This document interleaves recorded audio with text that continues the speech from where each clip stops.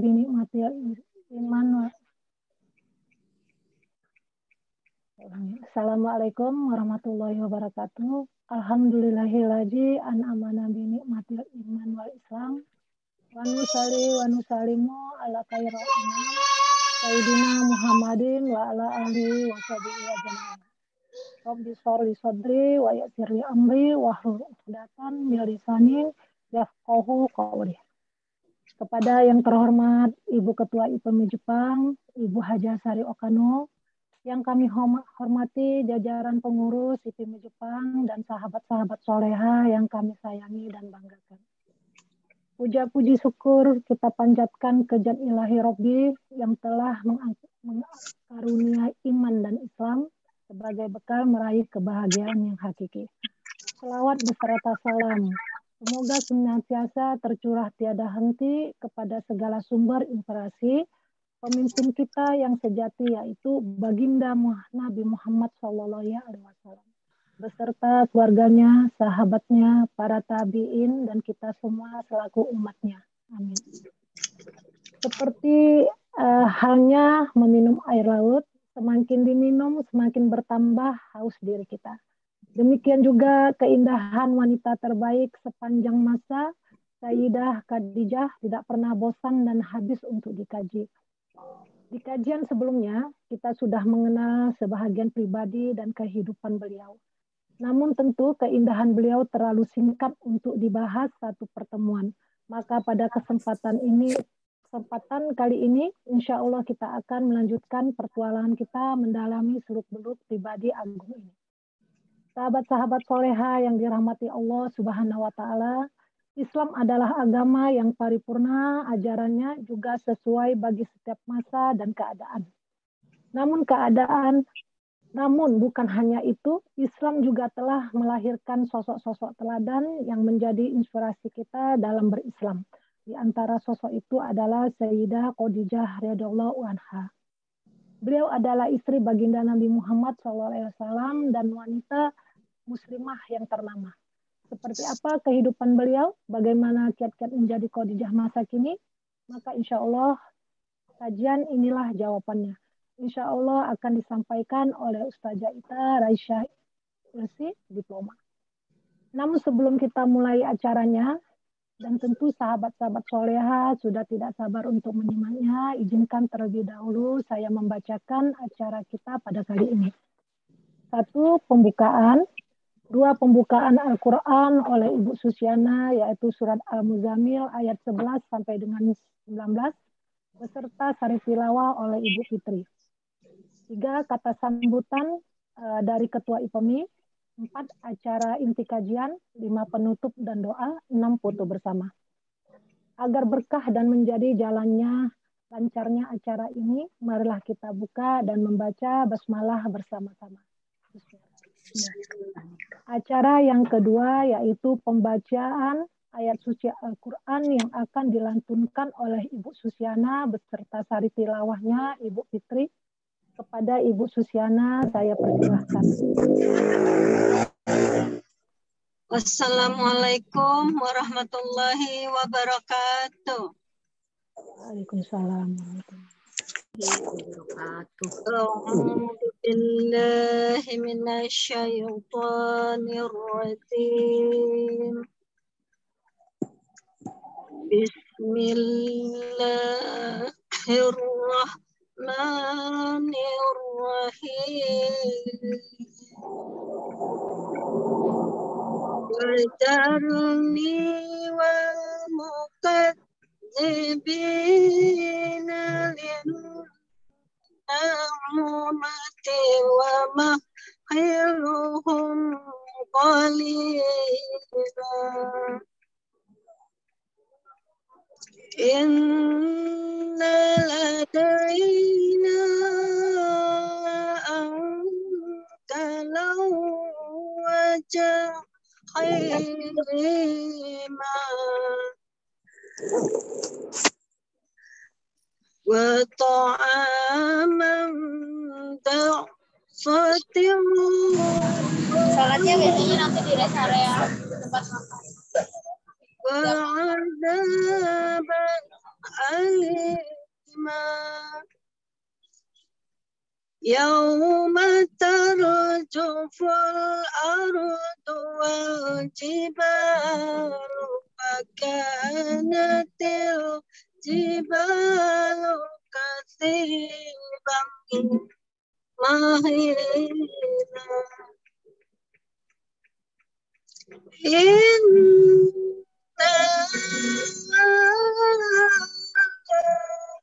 أرسلنا إليكم رسولا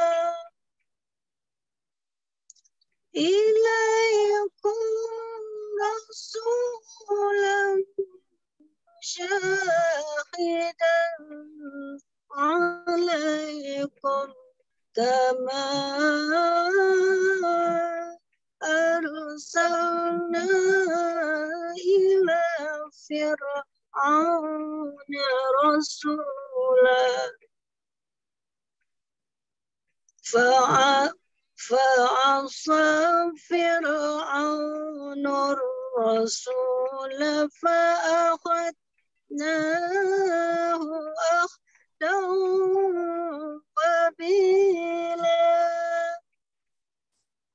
فكيف تتقون إن كفرتم يوما يجعل الولدان شيبا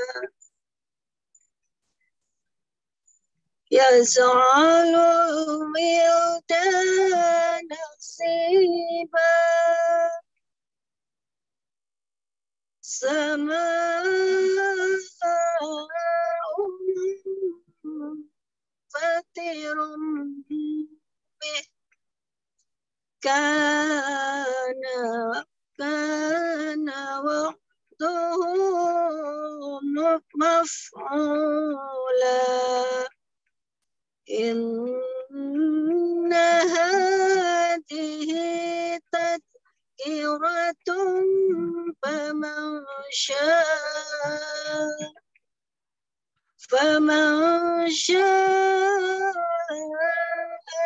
اتخذ إلى ربه سبيلا صدق الله العظيم.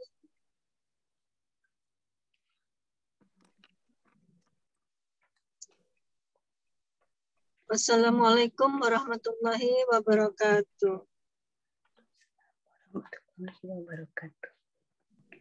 Dengan nama Allah yang Maha Pengasih, Maha Penyayang.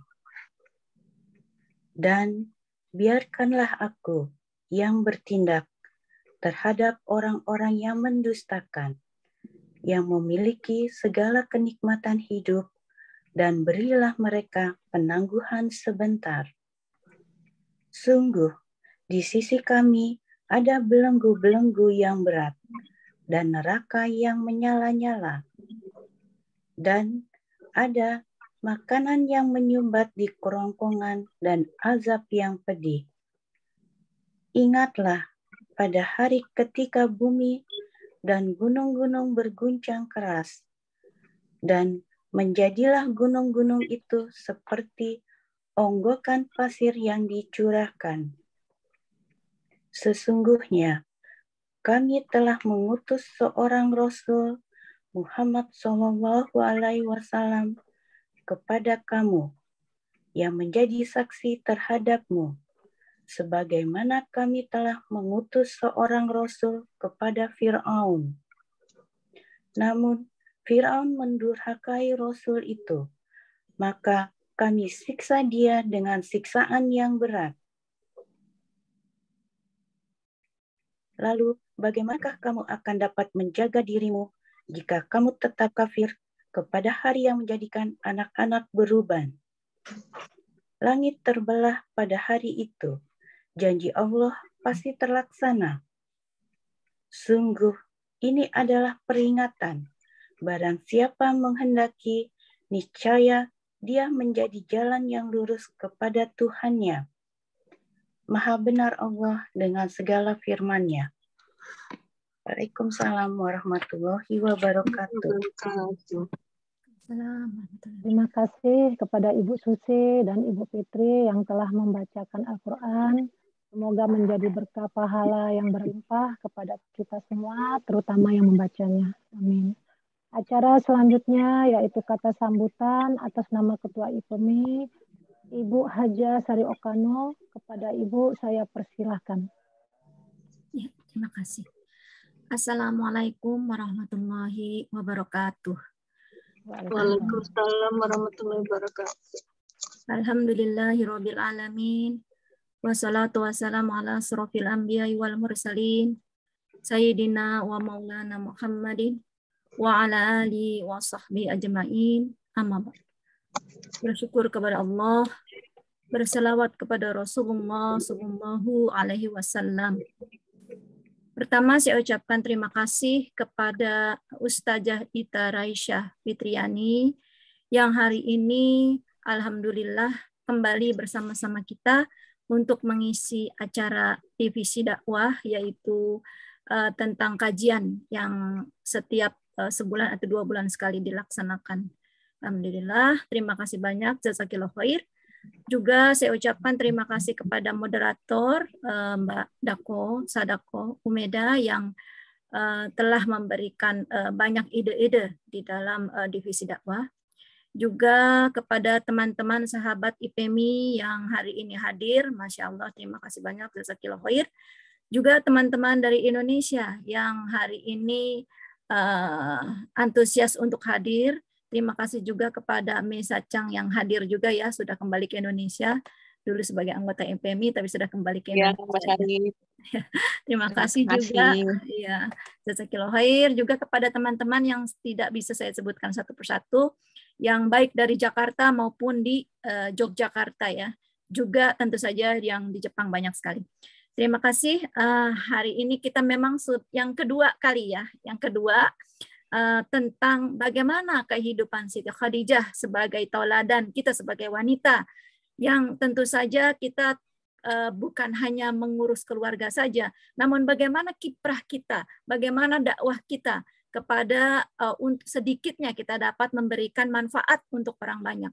Kita bisa mencontoh dari Siti Khadijah sebagai istri Rasulullah Shallallahu Alaihi Wasallam yang sangat beliau cintai dan tentu saja sebagai panutan kita sebagai wanita yang hidup di dunia ini. Alhamdulillah kemarin saya mendengarkan kembali walaupun pada saat kajian pertama tubuh saya kurang fit pada saat itu, namun ada video di YouTube yang saya putar kembali dan saya dengarkan dengan seksama. Masya Allah, di dalam rangkaian dari kajian Ustazah Ita ini menerangkan bahwa Siti Khadijah itu kita harus mencontoh beliau yang memiliki 4 poin yang harus kita sebagai panutan kita sebagai wanita, yaitu pertama, Siti Khadijah itu adalah sebagai istri Rasulullah yang luar biasa. Dia bukan hanya beliau sebagai istri yang baik saja, namun seluruhnya mencakup yang benar-benar sangat detail diterangkan oleh Ustazah Ita itu. Hari ini akan diulang kembali bagaimana sebagai panutan kita yang harus kita contoh seperti itu. Kemudian yang kedua, beliau adalah sebagai ibu yang segala-galanya, insya Allah ibu-ibu yang benar-benar luar biasa ya. Alhamdulillah. Kemudian sebagai pribadi yang benar-benar tentu saja sebagai percontohan untuk kita semua. Kemudian yang paling penting adalah sebagai hamba Allah yang sangat taat kepada Allah Subhanahu wa Ta'ala, pencipta dunia ini. Jadi Siti Khadijah itu sesungguhnya adalah yang memang kita harus kaji kembali apa yang beliau lakukan selama mendampingi Rasulullah.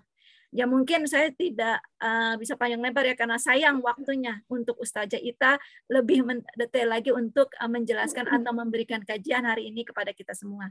Insya Allah dengan kajian ini yang kedua sudah. Yang pertama, kalau yang belum melihat, silahkan melihat di YouTube-nya IPMI. Yang kedua, kita lanjutkan hari ini. Insya Allah semoga bermanfaat dan dapat menjadikan semangat kita kembali untuk sebagai, bukan hanya sebagai istri, ibu, atau pribadi yang baik dan luar biasa, namun juga sebagai hamba Allah yang istiqomah dalam menjalankan perintah-perintahnya, insya Allah. Demikian sambutan saya. Terima kasih banyak. Wassalamualaikum warahmatullahi wabarakatuh. Waalaikumsalam warahmatullahi wabarakatuh. Terima kasih kepada Ibu Sari yang telah menyampaikan kata sambutannya. Sahabat-sahabat soleha, tibalah kita pada acara yang telah kita tunggu, yaitu kajian. Namun sebelumnya izinkan saya membacakan terlebih dahulu CV daripada beliau. Ustazah Ita Raisya Fitriani, LC Diploma, lahir di Kebumen 3 Maret 1995, status menikah, asalnya Kebumen, Jawa Tengah, domisili Gamalia, Kairo, Mesir. Karya, buku simpul Senyum Tanah Piramid telah terjual di ke-5 negara. Akademi Histori, Pondok Pesantren Al-Islam Kebumen, MTS N1 Kebumen 2007 sampai dengan 2010,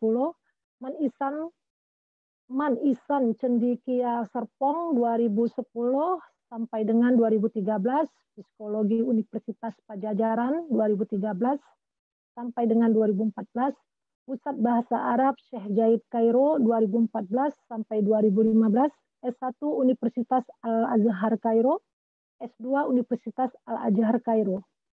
Sahabat-sahabat soleha, mari kita simak materi yang akan disampaikan oleh Ustazah Ita. Pada beliau, waktu dan tempat kami persilahkan. Terima kasih, suara saya terdengar, Bunda? Suaranya bergema. Kurang jelas, iya, Mbak. Suaranya. Baik, Ustazah. Iya ya. Coba kalau sekarang jelas? Jelas. Jelas. Baik. Alhamdulillah. Assalamualaikum warahmatullahi wabarakatuh. Waalaikumsalam warahmatullahi wabarakatuh. Alhamdulillah. Alhamdulillahilladzi qarraba ila janabihi man ahabba wa akhtar. Wa sayyara min ahbabihi sadatil abrar. Wa tarada an abwabihi kulla syaqiyyin wa jabbar. Nashhadu an la ilaha illallah wahdahu la syarika lah. Al-aliyyul kabir. Al-hayyul qayyumul alimul qadir.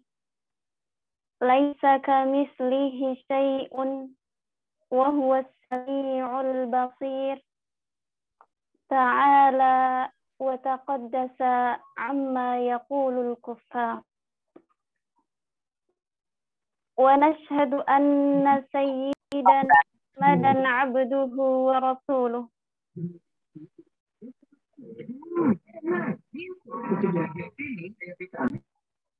Mohon maaf, ini ada suara bentar. Wa nashhadu anna sayyidana Muhammadan abduhu sayyidus sadatil fa'iq wa rasuluhul aminus sadiq wa khaliluhu al-habibul muwafaq wa ala alihi wa sahabatihi wa tabi'ihi ila yaumil qiyamah. Amma ba'd. Yang terhormat Ibu Sari Okano selaku Ketua Ikatan Pengusaha Muslimah Indonesia di Jepang, yang tadi sudah menyampaikan sambutannya, beserta seluruh jajaran pengurus IPMI Jepang yang telah menjadi sebab, yang telah menjadi pencetus, yang telah menjadi wasilah terselenggaranya acara ini. ibaratnya pengurus IPMI itu pada kesempatan kali ini seperti menanam. Karena menjadi sebab acara yang baik, yang insya Allah baik, karena menjadi sebab sebuah majelis ilmu, maka kalau kita semua nanti belajar, kalau kita semua nanti menyerap ilmu, kalau kita nanti semua mengamalkan apa yang sudah kita pelajari, pahala ini akan mengalir kepada pengurus-pengurus IPMI yang menyelenggarakan acara ini.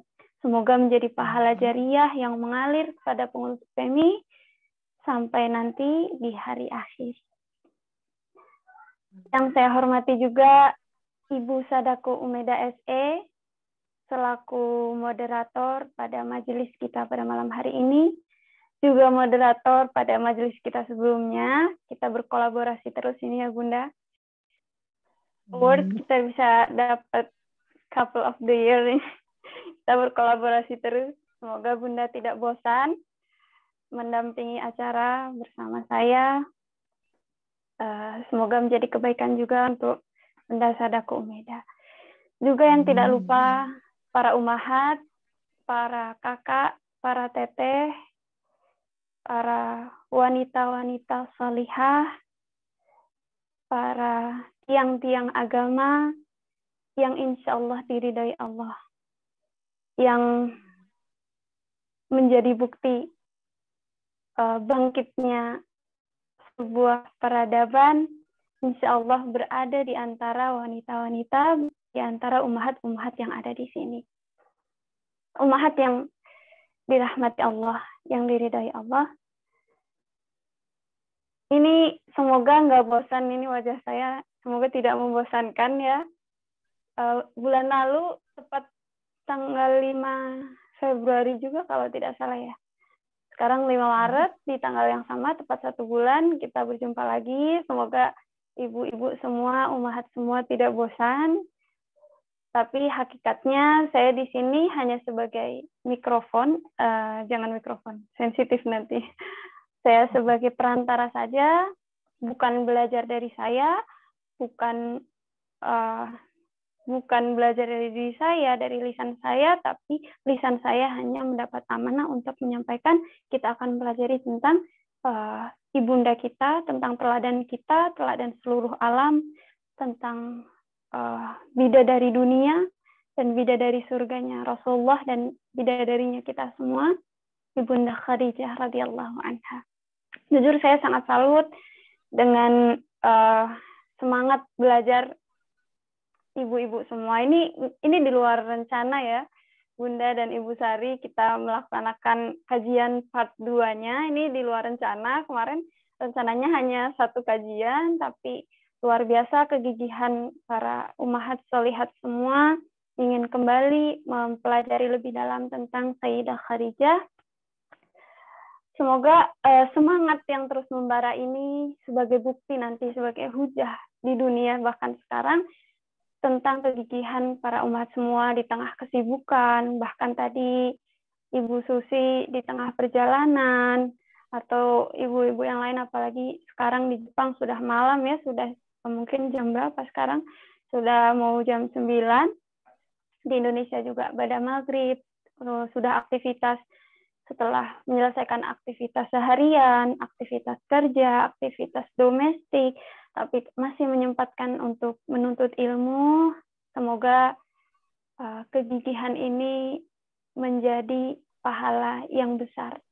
Karena hakikatnya ketika seorang perempuan menuntut ilmu, ketika seorang perempuan mengisi diri, hakikatnya dia tidak belajar untuk diri sendiri, tapi dia belajar, dia sedang mengisi generasinya, dia sedang mengisi anak-anaknya, dia sedang mengisi peradaban, khususnya peradaban Islam. Ummahat sholihat yang dimuliakan oleh Allah, jika berbicara tentang perempuan, seperti caption saya yang saya share di Facebook, di WhatsApp, di Instagram, jika berbicara tentang perempuan, maka kita berbicara tentang keindahan. Ini bukan bahasa saya, tapi Rasulullah Shallallahu Alaihi Wasallam sendiri yang menyampaikan ini, bahwa ad-dunya mata' wa khairu mata'id dunya al-mar'ah as-salihah, bahwa dunia ini adalah perhiasan dan sebaik-baik perhiasan adalah perempuan salihah. Perhiasan itu, kita kalau mendengar kata perhiasan itu sudah identik dengan keindahan, sesuatu yang akan mengindahkan. Kita mau berhias, kita sebagai seorang perempuan berhiaslah. Itu artinya apa? Kita berusaha untuk memperindah diri kita, gitu. Nah, setelah itu kalam setelahnya wa khairu mata'id dunya al-mar'ah as-salihah, dan sebaik-baik perhiasan di dunia adalah wanita salihah. Sudah perhiasan saja sudah indah, perhiasan saja sudah baik, tapi ada yang terbaik di antara yang terbaik, ada yang terindah di antara yang terindah, yaitu perempuan salihah. Itu. Lalu ketika berbicara tentang perempuan, kita berbicara tentang keteguhan. Ada kalam yang mengatakan bahwa al-mar'ah imadul bilad. Idza saluhat saluhal bilad wa idza fasadat fasadal bilad. Jadi perempuan itu adalah tiang sebuah negara. Jika perempuan baik, jika tiangnya baik, maka negara itu akan menjadi baik. Sebaliknya, jika perempuan rusak atau jika tiangnya rusak, maka negara itu akan rusak. Itu yang sama-sama saat ini sedang kita hadapi, sedang kita menjadi ujian buat kita semua, khususnya sebagai seorang perempuan. Tiang itu sekarang sedang dirongrong, tantangan di mana-mana,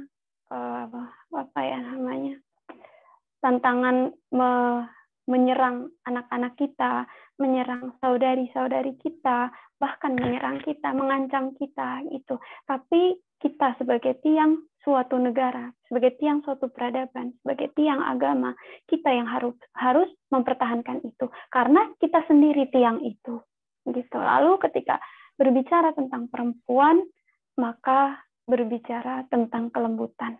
Kelembutan ini memang tidak lepas dari seorang perempuan. Bahkan banyak hal yang diutamakan perempuan, karena apa? Karena kelebihannya Allah anugerahkan kelembutan. Mengapa yang hamil itu perempuan? Karena perempuan dianugerahi kelembutan. Dia akan sabar 9 bulan 10 hari mengandung. Mengapa yang menyusui perempuan? Karena dia akan dengan kelembutannya, dia akan menyayangi anaknya dalam pangkuannya, menyusui selama 2 tahun, setelah itu menyapihnya, gitu. Kemudian ketika berbicara tentang perempuan juga, kita berbicara tentang benih peradaban. Ini yang tidak pernah ditinggalkan dalam agama kita sejak zaman dulu, sejak zaman Rasulullah SAW, terus para sahabat, para tabi'in, bahkan para ulama kembali mengagungkan kalimat itu, bahwa perempuan adalah tiang peradaban. Itu yang semoga sampai sekarang kita pegang, agar menjadi bekal kita, menjadi pegangan kita, bahwa peran kita tidak hanya seorang diri, bahwa peran kita, gerak-gerik kita itu pengaruhnya tidak hanya kepada kita, tapi akan berpengaruh yang sebenarnya efeknya sangat luas, gitu. Umat yang dimuliakan oleh Allah, Islam itu sangat memuliakan perempuan. Sangat memuliakan perempuan. Banyak sekali dalam Al-Quran, dalam hadis, dalam riwayat, yang mengisahkan, menyebutkan tentang keutamaan perempuan. Seperti contohnya, kalau di Al-Quran ada ayat wa'ashiruhunna bil ma'ruf. Ini adalah ayat yang diperintahkan oleh Allah kepada para lelaki untuk memperlakukan istrinya dengan baik. Ada juga bahkan dalam sehari-hari, dalam nafkah diperintahkan kepada laki-laki untuk memberikan nafkah secara baik. Bahkan dalam keadaan ketika akan mentalak. Talak itu kan dalam suatu ikatan suami istri itu hal yang mungkin paling menyakitkan lah secara tabiat kita sebagai perempuan. Bahkan dalam urusan talak, Allah memerintahkan untuk fa'imsakum bima'rufin aw tasrihum bi ihsan. Maka ketika ada perselisihan antara suami istri, setelah itu dicari jalan tengah tidak bisa, udah mendatangkan yang ahli, mendatangkan penasihat sudah tidak bisa, dan jalan terakhirnya adalah bercerai misalnya, setelah itu diberikan pilihan kepada suami. imsakum bima'rufin aw tasrihum bi ihsan. Maka tahanlah istri itu, tahanlah artinya tidak jadi mempertahankan pernikahan itu bima'ruf dengan baik. Wa aw tasrihum bi ihsan, atau dicerai dengan baik. Jadi bukan menahan istrinya yaitu tidak jadi mencerai, tapi mendolimi itu tidak baik. Jadi ditahan dengan baik atau diceraikan juga dalam keadaan baik, seperti diceraikan dalam keadaan tidak sedang haid dan lain-lain, itu diatur semua dalam Islam. Itu dalam hadis juga banyak sekali. Contohnya kalam Rasulullah SAW yang kita mungkin sering dengar, khairukum li ahli wa ana khairun li ahli. Kata Rasulullah SAW, di antara kalian, yang terbaik di antara kalian adalah yang terbaik kepada anak dan istri kalian. Dan aku, yaitu Nabi Muhammad SAW, adalah yang terbaik kepada anak dan istriku. Gitu. Atau ada juga tentang nafkah. Dinaron anfaqtahu fi sabilillah wa dinaron anfaqtuhu ala raqabah wa dinaron tasaddaqta ala masakin wa dinaron anfaqtuhu li ahli a'zamuha ajran alladzi anfaqtahu ila ahli. Yang artinya apa? 1 dinar. Ini hadis ini untuk laki-laki ditujukannya. 1 dinar yang engkau infakkan di jalan Allah dan 1 dinar yang engkau infakkan untuk membayar budak, kalau dalam zaman dulu, tapi kalau sekarang sudah tidak ada. 1 dinar yang engkau infakkan kepada fakir miskin dan 1 dinar yang engkau infakkan untuk anak dan istrimu, maka yang mendapat pahala paling besar adalah yang engkau infakkan kepada anak dan istri. Itu ini adalah tidak lain, Al-Quran dan hadis menyebutkan seperti ini, tidak lain adalah pemuliaan Allah, pemuliaan Islam kepada seorang perempuan. Gitu. Tapi ya jangan sampai kalau kita udah tahu hadis ini, ya misalnya umat sudah tahu hadis ini bahwa pahala yang paling besar diberikan kepada laki-laki adalah yang diinfakkan pada istrinya, tapi jangan sampai juga kita nanti jadinya udah ayah gak usah infak ke orang miskin, nggak usah infak kepada orang yang membutuhkan gitu, kasih aja ke aku, pahalanya paling banyak gitu ya. Enggak juga, tidak seperti itu. Karena kita tidak tahu nanti di akhirat mana yang menjadi penolong kita. Kita tetap tugas kita sebagai istri, kita mendorong suami untuk beramal sebaik mungkin gitu. Ya, atau kalau misalnya ada orang yang ingin menghancurkan Islam atau memusuhi Islam, atau mungkin karena belum tahu tentang Islam, yang membahas tentang waris misalnya.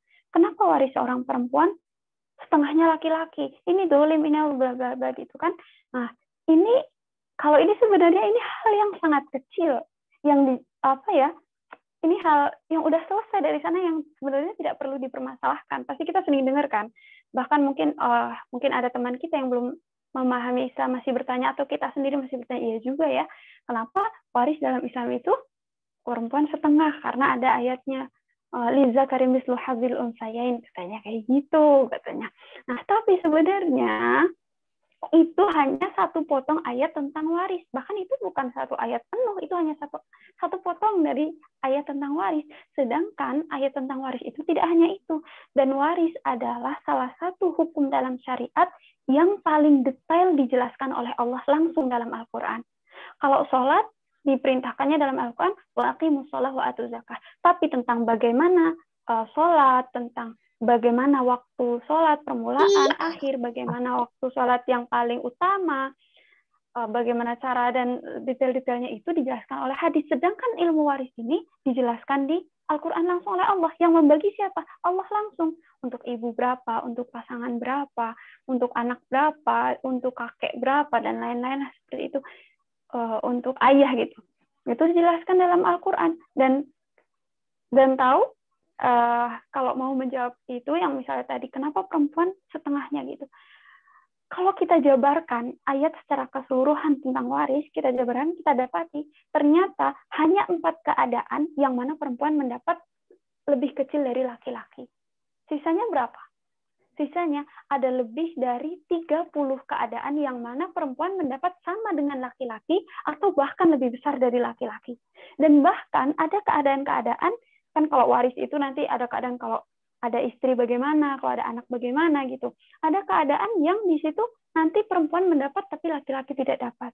Itu contoh ya, maksudnya contoh pemuliaan Islam terhadap perempuan. Kalau banyak dari luar sana yang ingin menyatukan bahwa Islam itu menindas perempuan gitu, itu sebenarnya karena belum paripurna saja kita mempelajari tentang Islamnya gitu. Nah, tapi kemuliaan yang diberikan oleh Allah kepada kita sebagai seorang perempuan itu tidak serta-merta kita lantas diam saja. Kita diam lalu kita mulia. Kita tidur-tidur aja lah orang udah mulia dari sananya gitu. Tidak. Semua itu tetap perlu proses. Salah satu proses yang harus kita jalani adalah dengan cara kita mempelajari tentang hakikat diri kita, tentang kewajiban kita, tentang bagaimana kita beribadah, tentang bagaimana kita bermuamalah dan lain sebagainya. Dan salah satu cara paling indah belajar itu melalui kisah. Kalau saya dari dulu di antara buku-buku yang paling saya suka adalah buku-buku biografi. Karena kita belajar tapi tidak merasa belajar. Jadi ketika kita melalui kisah, atau kita baca biografi, atau kita mendengar tentang tokoh, kita tidak menghafal teori, tapi seperti mengalir saja karena bentuknya kisah gitu. Atau kalau ke anak-anak kita kan mereka lebih senang kalau kita ajari tentang kisah gitu. Beda kalau kita suruh hafalin, coba hafalin apalah misalnya, suruh hafal apa gitu. Tapi ketika diceritakan mereka lebih antusias. Walaupun kita sudah dewasa, tapi akan lebih nyaman ketika kita mendengar tentang kisah. Salah satu caranya, walaupun caranya itu banyak dan kita harus mempelajari lebih banyak mungkin. Nah, sekarang kita akan melanjutkan pada hari ini kita akan melanjutkan kajian kita. Kita akan sama-sama belajar, sama-sama berdiskusi. Nanti kalau saya salah juga silahkan diingatkan. Kalau saya tidak tahu hal baru juga boleh ditambahkan tentang Sayyidah Khadijah. Ini sebenarnya pertemuan kedua. Pada pertemuan lalu kita sudah membahas tentang biografi singkat tentang Sayyidah Khadijah, tentang latar belakang keluarga, tentang ayah beliau, tentang bagaimana masa kecil beliau sampai masa muda beliau. Lalu, kita lagi cerita di tengah sampai terus kita membahas tentang proses pertemuan beliau dengan Rasulullah. Tiba-tiba waktunya habis karena memang waktu itu ternyata sangat singkat ya hari kemarin. Langsung kita lompat ke turun wahyu. Setelah turun wahyu kita langsung ke Sayyidah Khadijah wafat karena memang saat itu hari kemarin waktunya singkat banget ya gitu. Kita nggak tahu kalau ada pertemuan kedua. Jadi memang ada beberapa part yang saya lompati gitu. Nah memang biasanya kalau membahas tentang Sayyidah Khadijah nggak cukup 1 hari, 2 hari, 3 hari itu. Bahkan berapapun buku yang kita baca tentang Sayyidah Khadijah itu akan ada hal-hal baru yang ditambahkan gitu karena kemuliaan beliau yang sangat agung. Ummahat yang dirahmati oleh Allah, kemarin udah bahas kita tentang sirahnya. Lalu mungkin sekarang yang kemarin saya skip itu tentang bagaimana perjuangan beliau setelah beliau menikah sebelum bertemu Rasulullah. Jadi ada masa beliau sudah menikah, beliau menjanda sebelum bertemu dengan Rasulullah. Nah, jadi ummahat yang dirahmati Allah, Sayyidah Khadijah sebelum menikah dengan Rasulullah kan memang sudah menikah 2 kali, dengan Abu Halah dan dengan Atiq. Dan Sayyidah Khadijah menikah dengan yang pertama, lalu wafat, meninggalkan 2 orang putra. Kalau ini masih beda pendapat, ada yang bilang 1, ada yang bilang 2. Setelah itu Sayyidah Khadijah menikah lagi, lalu beliau ditinggalkan lagi. Ini ada 2 riwayat, ada riwayat yang mengatakan bahwa suami yang kedua ini wafat juga, ada riwayat yang mengatakan bahwa ini berpisah karena perceraian. Itu. Jadi pada masa ini setelah Sayyidah Khadijah ditinggalkan oleh suaminya 2 kali, pasti bukan hal yang mudah untuk Sayyidah Khadijah kembali menikah gitu ya ibaratnya. Sayyidah Khadijah akhirnya memutuskan untuk fokus dengan karir beliau, dengan perniagaan beliau, fokus untuk mendidik putra-putri beliau yang ditinggalkan oleh suami beliau. Gitu. Nah, pada masa ini juga bukan mudah bagi Sayyidah Khadijah. Bagaimana seorang perempuan terpandang, tidak bersuami, maksudnya karena janda ya, bahasa kitanya, janda, memiliki anak, beliau mengurus bisnis yang tidak kecil, beliau seorang perempuan seorang diri, menghidupi diri sendiri, sebagai menghidupi anak-anaknya, beliau juga menghidupi orang-orang di sekitarnya dengan mempekerjakan orang-orang di sekitarnya. Ini bukan hal yang mudah untuk beliau. Jangan ditanya apakah beliau dilamar oleh orang atau memang tidak ada yang melamar. Sangat banyak yang melamar beliau saat itu sebelum datang Rasulullah SAW.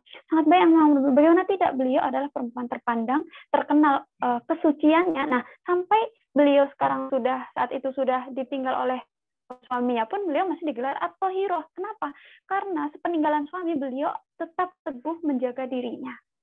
Menjaga diri, menjaga kesucian dirinya gitu.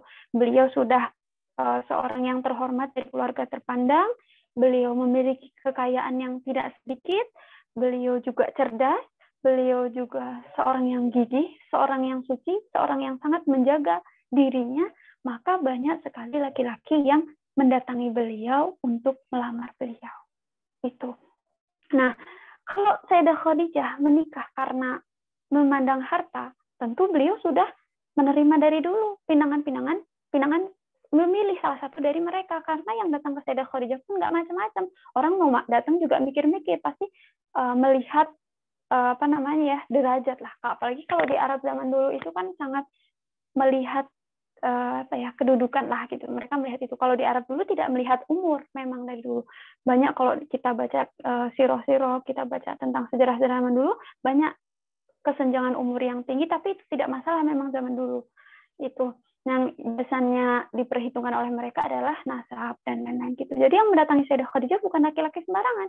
Laki-laki yang juga saudagar kaya, laki-laki yang juga dari keturunan terpandang gitu. Tapi Sayyidah Khadijah tetap belum membuka hati. Sayyidah Khadijah salah satu secara sebab luarnya karena ingin fokus mendidik anak, sebab luarnya. Tapi sebenarnya ada sebab internal yang ada dalam hati beliau, yaitu apa? Yaitu keyakinan beliau atas tanda-tanda yang datang yang Allah berikan kepada beliau. Yaitu yang beliau mimpi, yang sudah kita bahas di pertemuan sebelumnya, lalu juga pernah suatu ketika kalau perempuan-perempuan Quraisy itu ada suatu perayaan lah, ada suatu hari yang menjadi perayaan untuk perempuan-perempuan. Nah, lagi berkumpulnya perempuan-perempuan itu, ada seorang rohib, pemuka agama itu datang. Wahai kalian, nanti rohib itu berkata, wahai kalian, nanti akan datang seorang nabi. Gitu. Maka persiapkanlah diri kalian dan berbahagialah kalau kalian bisa menjadi pendamping dari nabi itu. Gitu. Perempuan-perempuan Quraisy saat itu mentertawakan perkataan rohib itu, apa sih, ada-ada aja gitu, ibaratnya ngetawain kayak gitu. Tapi kalimat itu ternyata sangat tertanam di hati Sayyidah Khadijah, yaitu petunjuk juga dari Allah. Mungkin itu dari Allah juga kepada Sayyidah Khadijah. Sangat tertanam sehingga terbawa.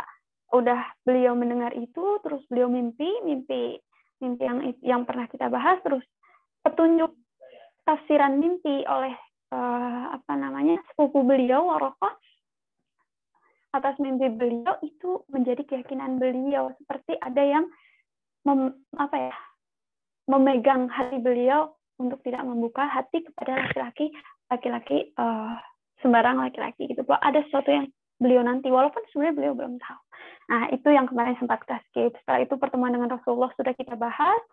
Pertemuan kemarin, setelah itu yang turun wahyu sudah kita bahas, tapi bagaimana rumah Rasulullah dan Sayyidah Khadijah saat itu belum kita bahas. Itu.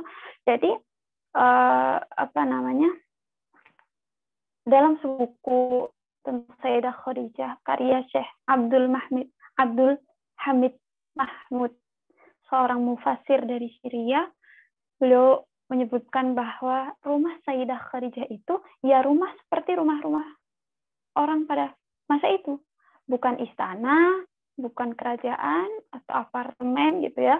Karena pada saat itu juga kan di Arab masih perbukitan dan gunung-gunung. Jadi rumah Sayyidah Khadijah dan Rasulullah rumah seperti kebanyakan orang seperti biasa. Lalu apa yang membedakan rumah Sayyidah Khadijah dengan rumah-rumah yang lain? Yaitu tinggal di situ tidak hanya anak-anak Sayyidah Khadijah dan Rasulullah, tapi juga putra-putra Sayyidah Khadijah dengan suami-suami sebelumnya dibawa oleh Sayyidah Khadijah, karena kata Rasulullah ketika waktu itu pertemuan itu kan Sayyidah Khadijah bilang, aku punya anak gitu. Kata Rasulullah kan, anakmu akan menjadi anakku gitu. Maka putra-putra Sayyidah Khadijah dibawa ke rumah Sayyidah Khadijah, berada dalam bimbingan Rasulullah, berada dalam didikan Rasulullah. Di situ juga ada sahabat Ali yang tinggal di rumah Rasulullah SAW, ada Ummu Atik, ada siapa lagi ya,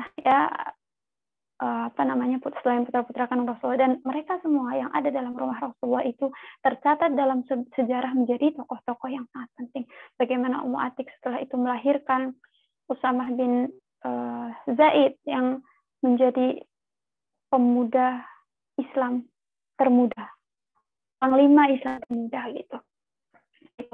Nah, setelah Sayyidah Khadijah menikah dengan Rasulullah, Sayyidah Khadijah benar-benar menghidupkan diri kepada Rasulullah SAW, menghidupkan diri sebagai diri beliau dengan harta dan dengan segala kemampuan yang beliau miliki. Ada beberapa poin yang mungkin bisa kita ambil pelajaran dari bagaimana Sayyidah Khadijah berkhidmah kepada Sayyidah Khadijah, kepada Rasulullah SAW, pada Sayyidah Khadijah. Terlalu semangat ini.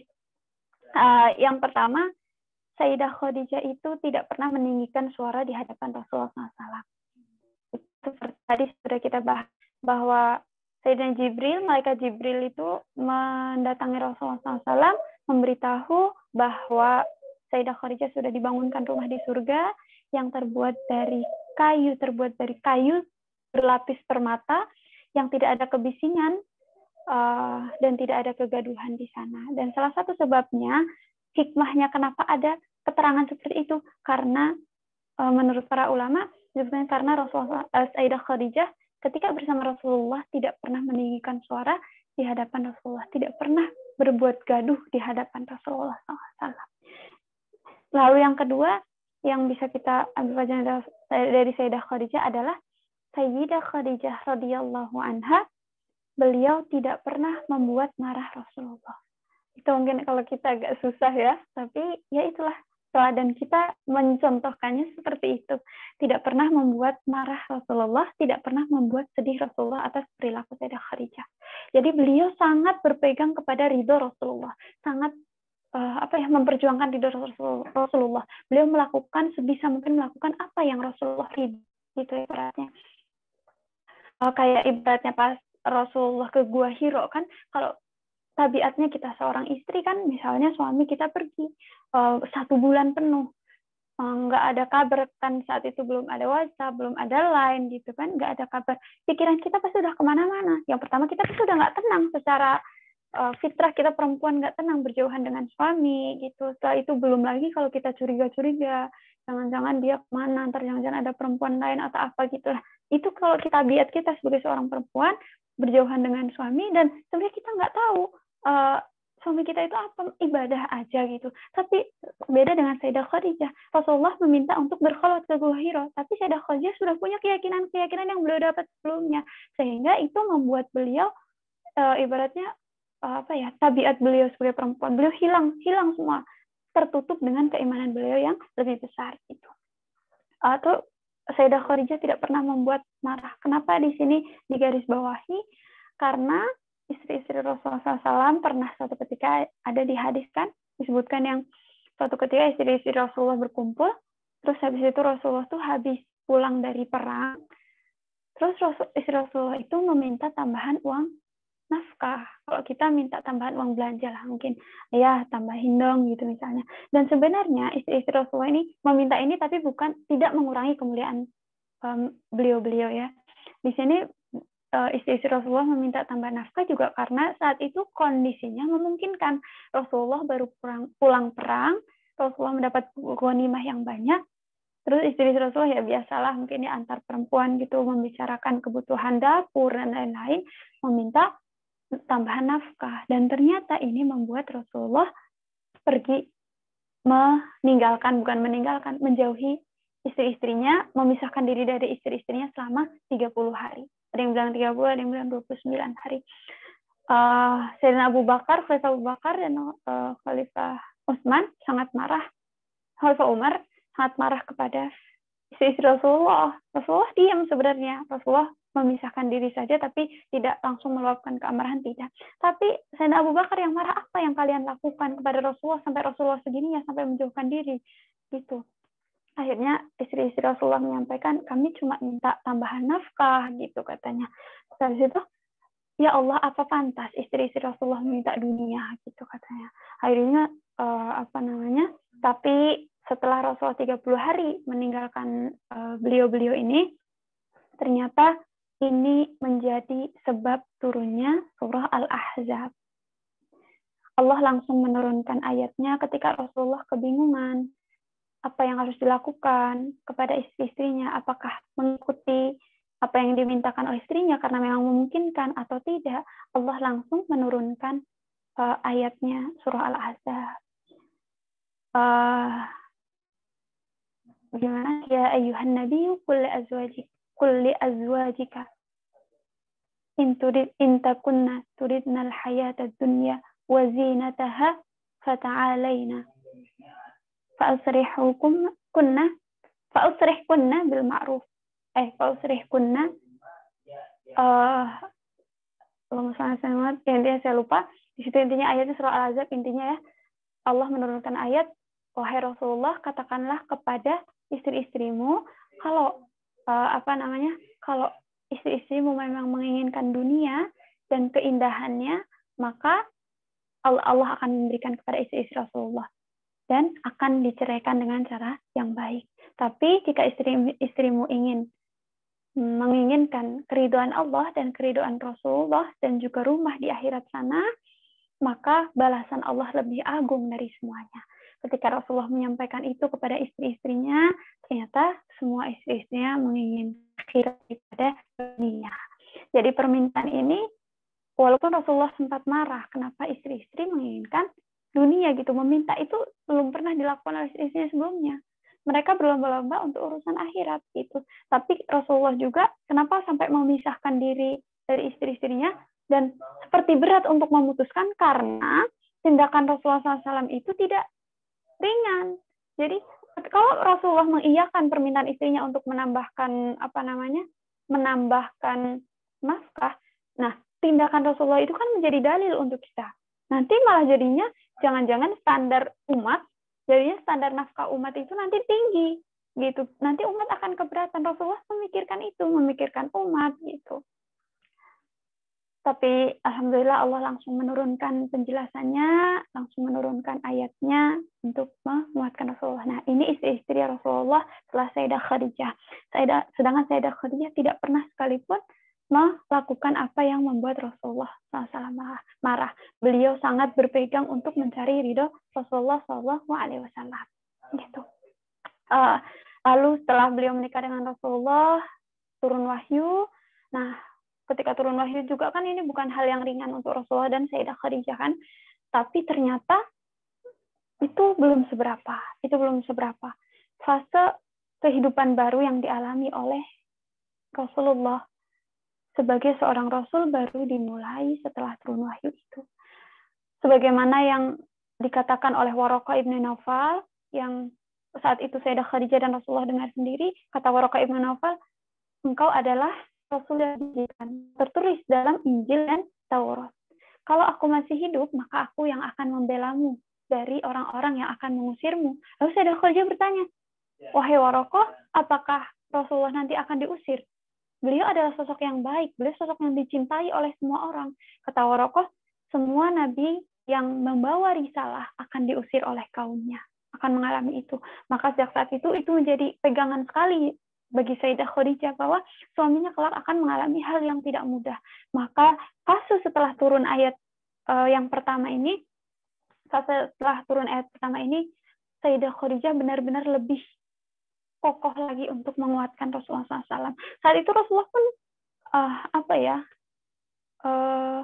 diusir. Rasulullah yang tadinya Rasulullah sebagai seorang pribadi itu memang sangat dicintai, digelari Al-Amin, orang yang dapat dipercaya di seluruh penjuru, tapi Rasulullah setelah itu dibenci bukan karena pribadi beliau. Bahkan orang-orang kafir itu mengakui kemuliaan pribadi beliau, tapi karena risalah yang beliau bawa. Mereka nggak mau menerima itu. Sayyidah Khadijah mengencangkan tekad untuk menguatkan Rasulullah. Sayyidah Khadijah yang terus menguatkan Rasulullah, yang terus meyakinkan Rasulullah SAW. Gitu. Hijrah gitu. Sampai pas hijrah itu kan, kalau hijrah kan ada, misal dalam satu keluarga, anaknya ikut beriman, tapi ayahnya enggak.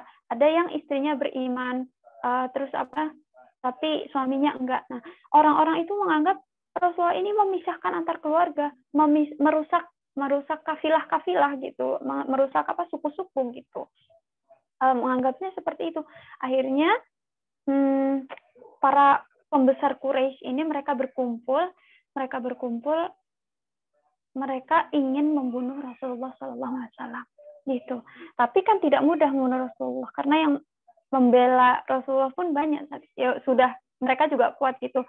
Dan membunuh itu juga sebenarnya menjadi aib juga kalau tanpa alasan gitu. Akhirnya mereka bersepakat untuk memboikot umat Muslim, Rasulullah bersama pengikutnya memboikot. Mereka sepakat tidak ada yang boleh berdagang dengan kaum muslimin, tidak ada yang boleh menikahi kaum muslimin, dan tidak ada yang boleh menerima pinangan dari kaum muslimin. Dan masa pemboikotan ini termasuk masa yang paling sulit. Selama 3 tahun, jangan dibayangkan, kalau kita aja ya sekarang, kita lockdown karena pandemi ini ya, ini 2 tahun lah. Kita 2 tahun aja masih ada kesempatan untuk ke market belanja bulanan. Atau kita masih bisa sesekali keluar untuk belanja bulanan. Nah, saat itu jangan dibayangkan seperti kondisi kita saat ini, yang kita bisa beli online, kita bisa ke market, mereka tinggal di yang masih lembah-lembah, masih gunung-gunung, masih perbukitan. Yang mereka lakukan untuk makan adalah mereka dengan berdagang. Gitu. Jadi nggak ada market, nggak ada penjual apa. Mereka mencari untuk apa yang mereka makan. Dan mereka diboikot bukan 1 hari, 2 hari, 1 bulan, 2 bulan, tapi 3 tahun. Kita sekarang yang ngalamin pandemi 2 tahun aja itu terasa cukup berat. Pekerjaan, orang sulit mencari pekerjaan, banyak yang di PHK, yang berjualan juga omsetnya menurun, dari yang bisnis kecil sampai yang bisnis besar, semua sendi-sendi ekonomi itu sangat terpengaruh. Nah, ini diboikot total selama 3 tahun. Nggak ada yang menerima perdagangan dari mereka. Jadi mereka diboikot sampai orang-orang muslim itu, anak-anak kaum muslimin itu mereka makan rumput-rumput dan kayu-kayu. Sampai bibir mereka itu luka karena mereka makan apa aja yang ada untuk bertahan hidup. Sampai suatu ketika Rasulullah SAW mendengar tangisan anak-anak mukmin, itu yang membuat Rasulullah sakit. Kalau orang dewasa mungkin mereka berjuang karena keimanan. Tapi kalau sudah anak-anak kecil yang menangis, itu sangat menyakitkan bagi Rasulullah dan Sayyidah Khadijah. Sayyidah Khadijah saat itu sudah mengerahkan apa yang beliau punya. Sampai beliau saat itu juga, disinilah perjuangan Sayyidah Khadijah, beliau masih berpikir keras, apa yang bisa aku lakukan untuk umat muslim, apa yang bisa aku lakukan untuk umat muslim itu. Akhirnya Sayyidah Khadijah itu punya sepupu yang belum masuk Islam. Beliau ngontak sepupunya ya dengan cara saat itu ya, ngontak sepupunya, minta tolong datangkan gandum gitu, tolong datangkan gandum untuk aku gitu. Akhirnya sepupu itu karena masih ada ikatan persaudaraan mengiyakan. Dia datang malam-malam mau datang, tapi ternyata di tengah jalan juga dicegat dan nggak berhasil juga. Sampai akhirnya pertolongan Allah datang. Perjanjian, kalau dulu kan kaum Quraisy kalau ada perjanjian atau ada kesepakatan untuk apa, mereka menuliskan di kertas gitu ya, kertas zaman dulu. Setelah itu ditempel di dinding Ka'bah biar semua orang tahu bahwa itu resmi lah, intinya itu terstempel oleh negara gitu lah ibaratnya kalau zaman sekarang. Nah, kertas perjanjian itu dimakan oleh rakyat yang sebenarnya memang mereka sudah ada kesepakatan, sebenarnya udah ada desas-desus ingin menyelesaikan boikot ini gitu. Tapi akhirnya ternyata sebelum mereka mau menyobek kertas itu untuk menyelesaikan boikot, ternyata kertas itu sudah dimakan oleh rakyat. Artinya kesepakatan itu sudah gugur. Terus mereka terbebas dari boikot, kaum muslimin terbebas dari boikot gitu. Nah, setelah itu mereka terbebas dari boikot, beberapa waktu setelahnya salah satu orang yang paling dicintai oleh Rasulullah, yang menjaga Rasulullah setelah beliau ditinggal ayahnya, setelah beliau ditinggal oleh ibunya, setelah beliau ditinggal oleh kakeknya, satu-satunya orang yang membela beliau adalah yang sangat membela beliau, salah satu orang yang sangat membela beliau adalah paman beliau. Saat selesai itu paman beliau wafat. Paman beliau adalah yang paling pasang badan paling depan ketika Rasulullah dalam bahagia gitu. Kalau kita misal udah nggak ada orang tua, nggak ada kakek, ada paman satu-satunya yang membela kita, pasti itu sangat berharga buat kita. Apalagi perjalanan Rasulullah dari awal itu sudah nggak mudah. Awal datang risalah itu sudah nggak mudah, tapi paman beliau langsung, apalagi sebelum jadi nabi pun paman beliau yang merawat Rasulullah SAW, yang menjadikan Rasulullah seperti anaknya sendiri gitu. Di sini Sayyidah Khadijah juga menguatkan Rasulullah SAW, menghibur Rasulullah SAW dalam kesedihannya, tapi ternyata jarak 3 hari, ada riwayat yang mengatakan 3 hari, ada riwayat yang mengatakan 2 bulan, sekitar 2 bulan. Setelah itu Sayyidah Khadijah wafat juga. Jadi orang yang paling Rasulullah cintai, dua orang yang paling Rasulullah cintai, paman beliau dan istri beliau meninggalkan beliau, gitu. Makanya itu disebut Amul Huzni. Kemarin kita baru memperingati Isra Mi'raj ya, yang mana dikatakan oleh para ulama Isra Mi'raj itu salah satu hiburan dari Allah kepada Rasulullah SAW. Karena Rasulullah begitu sedihnya habis ditinggal oleh paman dan istrinya. Rasulullah bukan sedih yang, Rasulullah juga manusia seperti kita. Rasulullah sedih yang mendalam ketika ditinggal istrinya. Maka Allah Subhanahu wa taala menghadirkan Isra Mi'raj sebagai hiburan dari Allah untuk Rasulullah SAW. Nah, setelah meninggalnya Sayyidah Khadijah, Rasulullah sangat berduka. Beliau kan masih dakwah beliau belum selesai. Rasulullah berdakwah, masih dicaci maki oleh kaumnya, masih dicaci maki oleh sana sini, masih disiksa sana sini. Yang tadi sebelumnya ketika Rasulullah habis berdakwah, Rasulullah lelah, Rasulullah sakit, disiksa dan lain-lain, Rasulullah pulang di rumah, Sayyidah Khadijah langsung menyambut, Sayyidah Khadijah langsung memberikan ketenangan, Sayyidah Khadijah memberikan penguatan, memberikan keyakinan bahwa Allah akan menolong Rasulullah, bahwa Allah akan memberikan kemenangan untuk Rasulullah SAW. Tapi setelah Sayyidah Khadijah wafat, ketika Rasulullah pulang, yang ditemui, kalau bahasa kita ya, hanya kenangan bersama Sayyidah Khadijah. Bahkan tidak ada lagi yang menghibur Rasulullah SAW, tidak ada lagi yang menguatkan Rasulullah SAW, tidak ada lagi yang meyakinkan Rasulullah SAW gitu. Akhirnya sampailah udah Rasulullah dihibur oleh Allah dengan Isra Mi'raj, perjuangan Rasulullah antara perang-perang dan perang, dakwah gitu, maksudnya dakwah Islam berlanjut sampai pada tahun ke-8 Hijriah. Terjadi Fathu Mekah, yang mana Ka'bah Mekah kembali ke pangkuan umat Muslim. Dan tahu apa yang tercatat indah pada peristiwa Fathu Mekah ini, ketika Rasulullah SAW memasuki Mekah, ketika Rasulullah SAW kembali masuk Mekah dalam keadaan Mekah ini milik umat Muslim, yang Rasulullah ingat, yang paling Rasulullah ingat siapa? Setelah 10 tahun Sayyidah Khadijah wafat, karena Sayyidah Khadijah wafat 2 tahun sebelum hijrah, setelah itu 8 Hijriah, Fathu Mekah, yang paling Rasulullah ingat adalah Sayyidah Khadijah. Kata Rasulullah SAW, kalau diungkapkan oleh para ulama, engkau yang seharusnya pantas menyaksikan ini. Itu kata Rasulullah SAW, engkau yang dulu meyakinkan aku bahkan sebelum aku diutus menjadi nabi, gitu. Udah percaya dulu, udah punya keyakinan dulu. Engkau yang menguatkan aku ketika aku disakiti. Engkau yang beriman pertama kepadaku ketika semua orang menganggap aku gila. Engkau yang menyerah seluruh harta, jiwa, raga, semuanya ketika perjuangan dakwah Islam pertama, yang itu di mana itu adalah masa-masa yang paling sulit. Maka Rasulullah mengingat istrinya, seharusnya engkau menyaksikan ini, gitu. Maksudnya antara kerinduan, antara syukur, antara kebahagiaan bahwa apa yang dulu disampaikan oleh Sayyidah Khadijah tentang Rasulullah, bahwa Rasulullah nanti akan mencapai kemenangan, itu sudah tercapai, sudah dicapai, sudah diberikan Allah kepada Rasulullah SAW. Itulah mengapa sangat mendalam cinta Rasulullah kepada Sayyidah Khadijah, bahkan sampai Rasulullah sudah menikah, sampai Sayyidah Aisyah, yang mana beliau juga termasuk istri yang paling dicintai, tapi beliau cemburu kepada Sayyidah Khadijah. Sampai ketika setelah Sayyidah Khadijah wafat, Rasulullah sering menyembelih hewan, beliau yang menyembelih sendiri, memotong-motong sendiri, dibagikan kepada siapa? Kepada sahabat-sahabat dan kerabat Sayyidah Khadijah. Karena masih mengenang Sayyidah Khadijah. Gitu. Ibaratnya kalau kita sebagai istri, pasti kita punya sahabat. Suami kita rindu dengan kita, suami kita ingat kebaikan kita, maka cara beliau mengobati dirinya adalah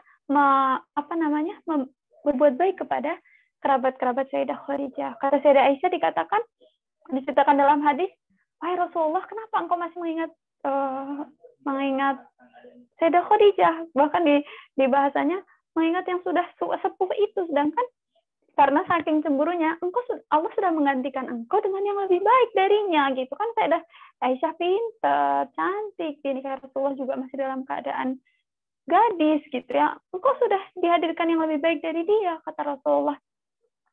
Selamanya dia tidak akan terganti, gitu. Allah yang menganugerahkan cinta ini, cinta saya kepada Sayyidah Khadijah. Dia tidak akan terganti. Karena apa? Dia beriman kepadaku ketika orang mendustakanku, dia yang menginfakkan hartanya kepadaku ketika orang menjauhkan hartanya dariku, dan dia yang selalu menguatkanku, dan dia yang lahir dari rahim Sayyidah Khadijah, putra-putra Rasulullah. Jadi putra-putri Rasulullah dan keturunan-keturunan Rasulullah yang masih ada sampai sekarang itu kalau diruntus itu asal usulnya dari Sayyidah Khadijah. Putra-putri Rasulullah semua dari Sayyidah Khadijah kecuali Ibrahim, yang Sayyidina Ibrahim yang mana beliau adalah putri dari siapa namanya? Yang dari Mesir, istri Rasulullah sama yang dari Mesir. Lupa namanya, ya Allah. Lupa namanya, intinya itu satu. Maria Kiptiyah. Itu. Ya, itulah sekilas lagi ya. Dan mungkin ada yang terlewat, mungkin nanti bisa kita diskusikan. Yaitu kisah Sayyidah Khadijah, lalu kita sebagai seorang perempuan, kita sebagai seorang muslimah, sebagai seorang istri, sebagai seorang anak perempuan, sebagai seorang bagian dari masyarakat, di masa sekarang, apa yang bisa kita lakukan? Kalau yang bisa saya garis bawahi, yang bisa saya poinkan mungkin ada 2 hal yang bisa kita lakukan untuk kita meneladani ibunda kita yang mulia. Yang pertama, kita mulai dari diri kita sendiri. Perempuan itu, atau manusia secara umumnya, atau kita khususnya sebagai seorang perempuan, ibarat teko. Kita sebuah teko, anak-anak kita itu gelasnya, atau orang-orang sekitar kita itu gelasnya, teman-teman kita, sahabat kita, keluarga kita, atau bahkan umat muslim semuanya adalah gelasnya. Bagaimana mungkin kita akan mengisi gelas-gelas itu kalau kita nggak ada isinya? Gitu. Jadi hal pertama, kalau kita ingin berpengaruh dalam artian kita ingin beramal untuk anak kita, orang terdekat kita, untuk pasangan kita, adalah kita mengisi diri kita sendiri. Kita mulai dari diri kita sendiri. Kita yang harus, teko ya. Kalau isinya teh, ya dia akan mengeluarkan teh. Kalau teko isinya susu, dia akan mengeluarkan susu. Naudzubillah-nya kalau teko yang nggak ada isinya, apa yang mau dia berikan? Begitupun kita sebagai seorang perempuan, kita mulai dari diri kita sendiri. Kita mengisi diri, kita memperbaiki diri, kita meningkatkan takwa diri, ibadah kita diperkuat. Untuk apa? Karena kita ingin mengeluarkan yang baik. Kita ingin mempengaruhkan yang baik untuk anak-anak kita. Kita ingin menjadi support yang baik untuk suami kita, untuk keluarga besar kita, untuk lingkungan kita, atau untuk semua umat muslim secara keseluruhan itu. Bahkan dalam Al-Quran yang sering kita dengar, Innallaha la yughayyiru ma biqaumin hatta yughayyiru ma bi anfusihim. Itu ada rahasia dari ayat ini kalau artinya kan Allah tidak akan mengubah keadaan suatu kaum sebelum kaum itu mengubah dirinya sendiri. Itu maksudnya apa? Maksudnya ini ada rahasia kebaikan yang Allah berikan kepada kita sebagai umat manusia. Kalau dijelaskan oleh para ulama, bahwa oleh para ahli tafsir disebutkan Allah tidak akan mengubah suatu kaum sebelum kaum itu mengubah dirinya sendiri. Maksudnya rahasianya adalah ketika kita sebagai seorang individu, kita mengubah diri kita menjadi lebih baik, kita ada niatan untuk berbuat baik, kita ada niatan untuk memperbaiki diri kita, nanti Allah yang akan memperbaiki hal-hal di sekitar kita. Gitu. Jadi bukan ya secara lahirnya kita memaknai kalau ini memperbaiki diri, nanti maka sosiokulturalnya akan lebih baik, masyarakatnya akan lebih baik, negara akan lebih baik. Itu secara dohirnya seperti itu. Tapi ada rahasia antara hamba dengan Allah, yaitu ketika kita memperbaiki diri, Allah akan memperbaiki orang-orang sekitar kita. Jadi kalau misalnya kita lihat anak-anak kita bisa coba, ini bisa dicoba oleh umat semua, oleh mbak-mbak, oleh kakak-kakak. Ya, saya pun sudah mencoba.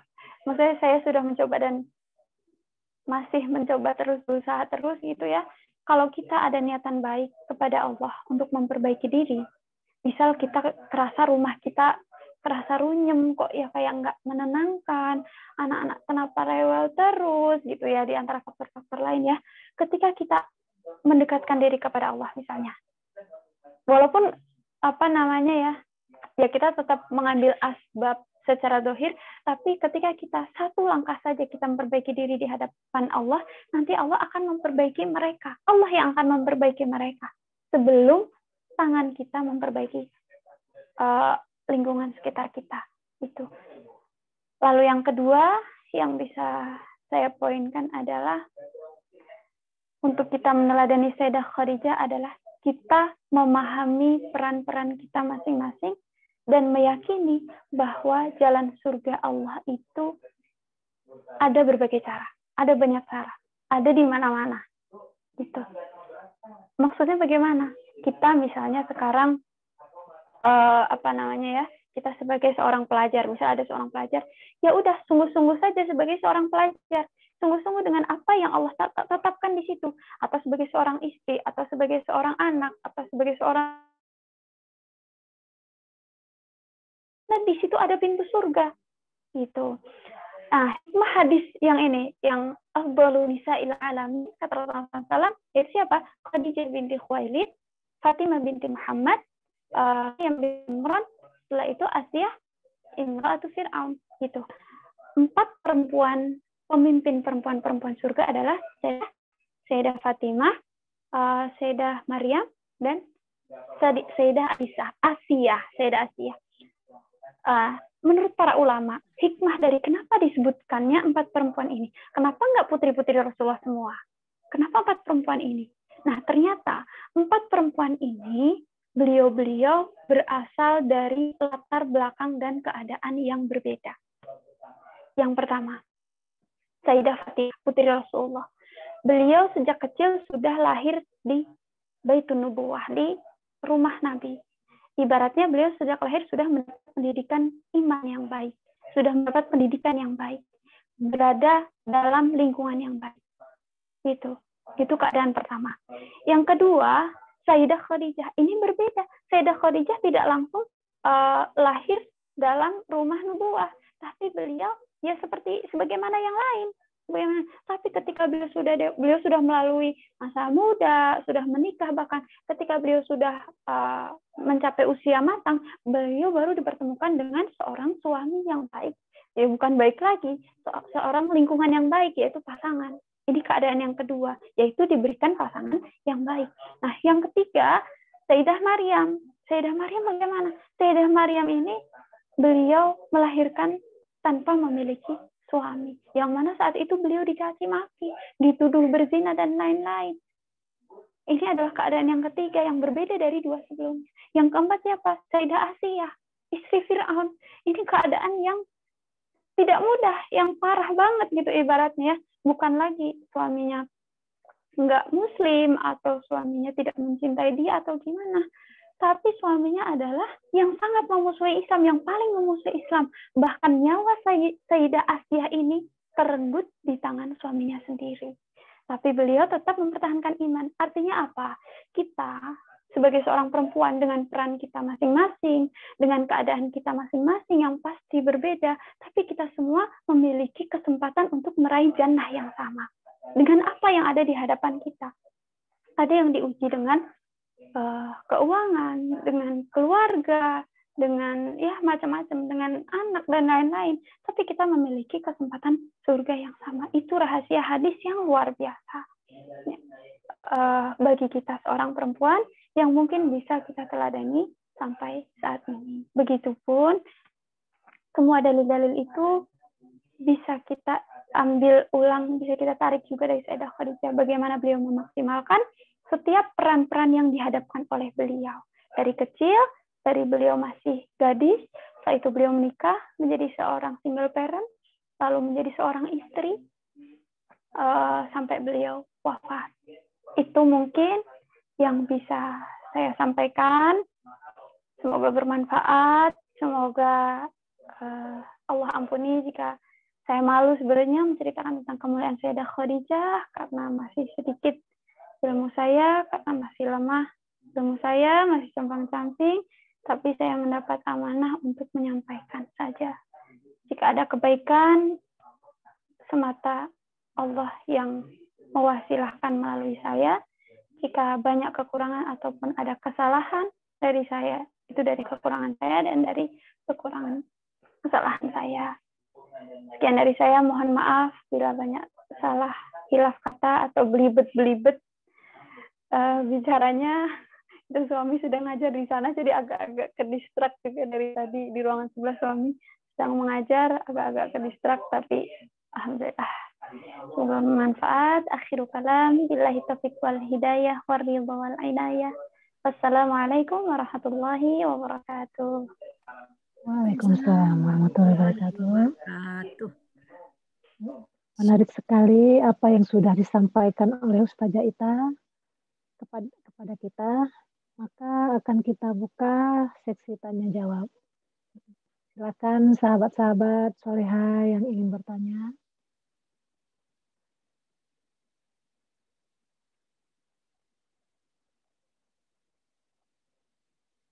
Pada sahabat-sahabat yang hadir, silakan siapa yang ingin bertanya. Assalamualaikum. Waalaikumsalam. Bolehkah saya bertanya? Boleh Mbak, silakan. Perkenalkan, nama saya Nida. Saya tinggal di Gunma. Saya ingin bertanya kepada Ustazah Ita, kalau kan tadi ya, Assalamualaikum Mama. Mama lihat ya. Ini kan untuk mengisi teko ya, tadi mengisi teko supaya yang keluar itu, supaya yang kita tuangkan di cangkir-cangkir itu kan hanya ibaratnya cairan yang baik gitu ya. Tapi kan sekali lagi salah satu cara mengisi teko itu kan misalnya mengisi dengan ilmu ya, gitu ya.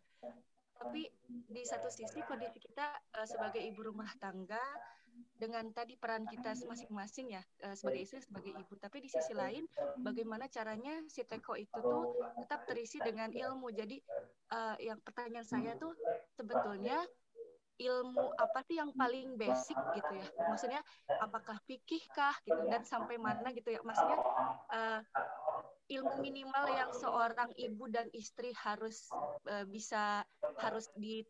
dipunya dalam tekonya gitu. Karena kan katakanlah di satu sisi kita menjalankan peran kita sebagai istri dan ibu yang baik saja, tapi di sisi lain sepertinya kan kita juga butuh ilmu ya, maksudnya apa sih ilmu basic apa gitu, sampai level mana, apakah kalau misalnya fikih yang mana gitu, kalau misalnya tauhid yang mana, kalau misalnya akidah yang mana gitu, sehingga tekonya tuh ya tidak hanya menjalankan peran sebagai istri dan ibu saja, tapi tekonya bisa terisi dengan ilmu yang baik juga gitu loh Ustazah. Termasuk fikih, kayak misalnya apakah kita harus belajar fikih sampai toharoh, bab ini, bab itu gitu. Itu pertanyaan yang pertama tentang ilmu apa saja gitu yang harus dimasukkan ke teko kita. Terus yang kedua, seandainya dalam perjalanan pernikahan kita dan sebagai istri ya, kita sudah beberapa kali melakukan perbuatan dosa, dalam artian tidak taat kepada suami kita sebagai imam, atau enggak tidak ya membentak, atau enggak ya meninggikan suara lah, tidak seperti tadi Sayyidah Khadijah gitu ya. Gimana ya cara bertaubatnya? Bagaimana cara bertaubatnya? Yang kedua, supaya kita tetap bisa dibangunkan juga istana gitu di akhirat sana. Begitu, Ustazah. Jazakillah khairan. Ya Allah. Ini Ustazah Nida ini sebenarnya sahabat saya.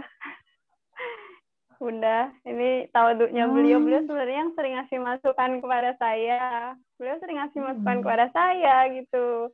Saya tawaduk ini masih belajar terus. Jadi dulu kami satu kamar pas SMA di asrama. Oh, Ustazah Nida. Sukanya ngodain ini. Kayak nanya-nanya kan di sananya di belakang. Kayak tadi saya nahan ketawa. Nah, apa ya? Yang pertama tentang peran kita sebagai istri. Memang saya yang belum, saya yang baru berdua dengan suami saja sudah terasa ya perbedaan waktu menuntut ilmu ketika masih sendiri dengan ketika sudah menikah gitu. Ada perbedaan yang sangat drastis. Bagaimana ketika kita misalnya lagi fokus belajar, dulu bisa fokus belajar berjam-jam. Sekarang misal, aduh, ingat belum masak gitu. Itu kan juga, aduh, distraksi sekali gitu.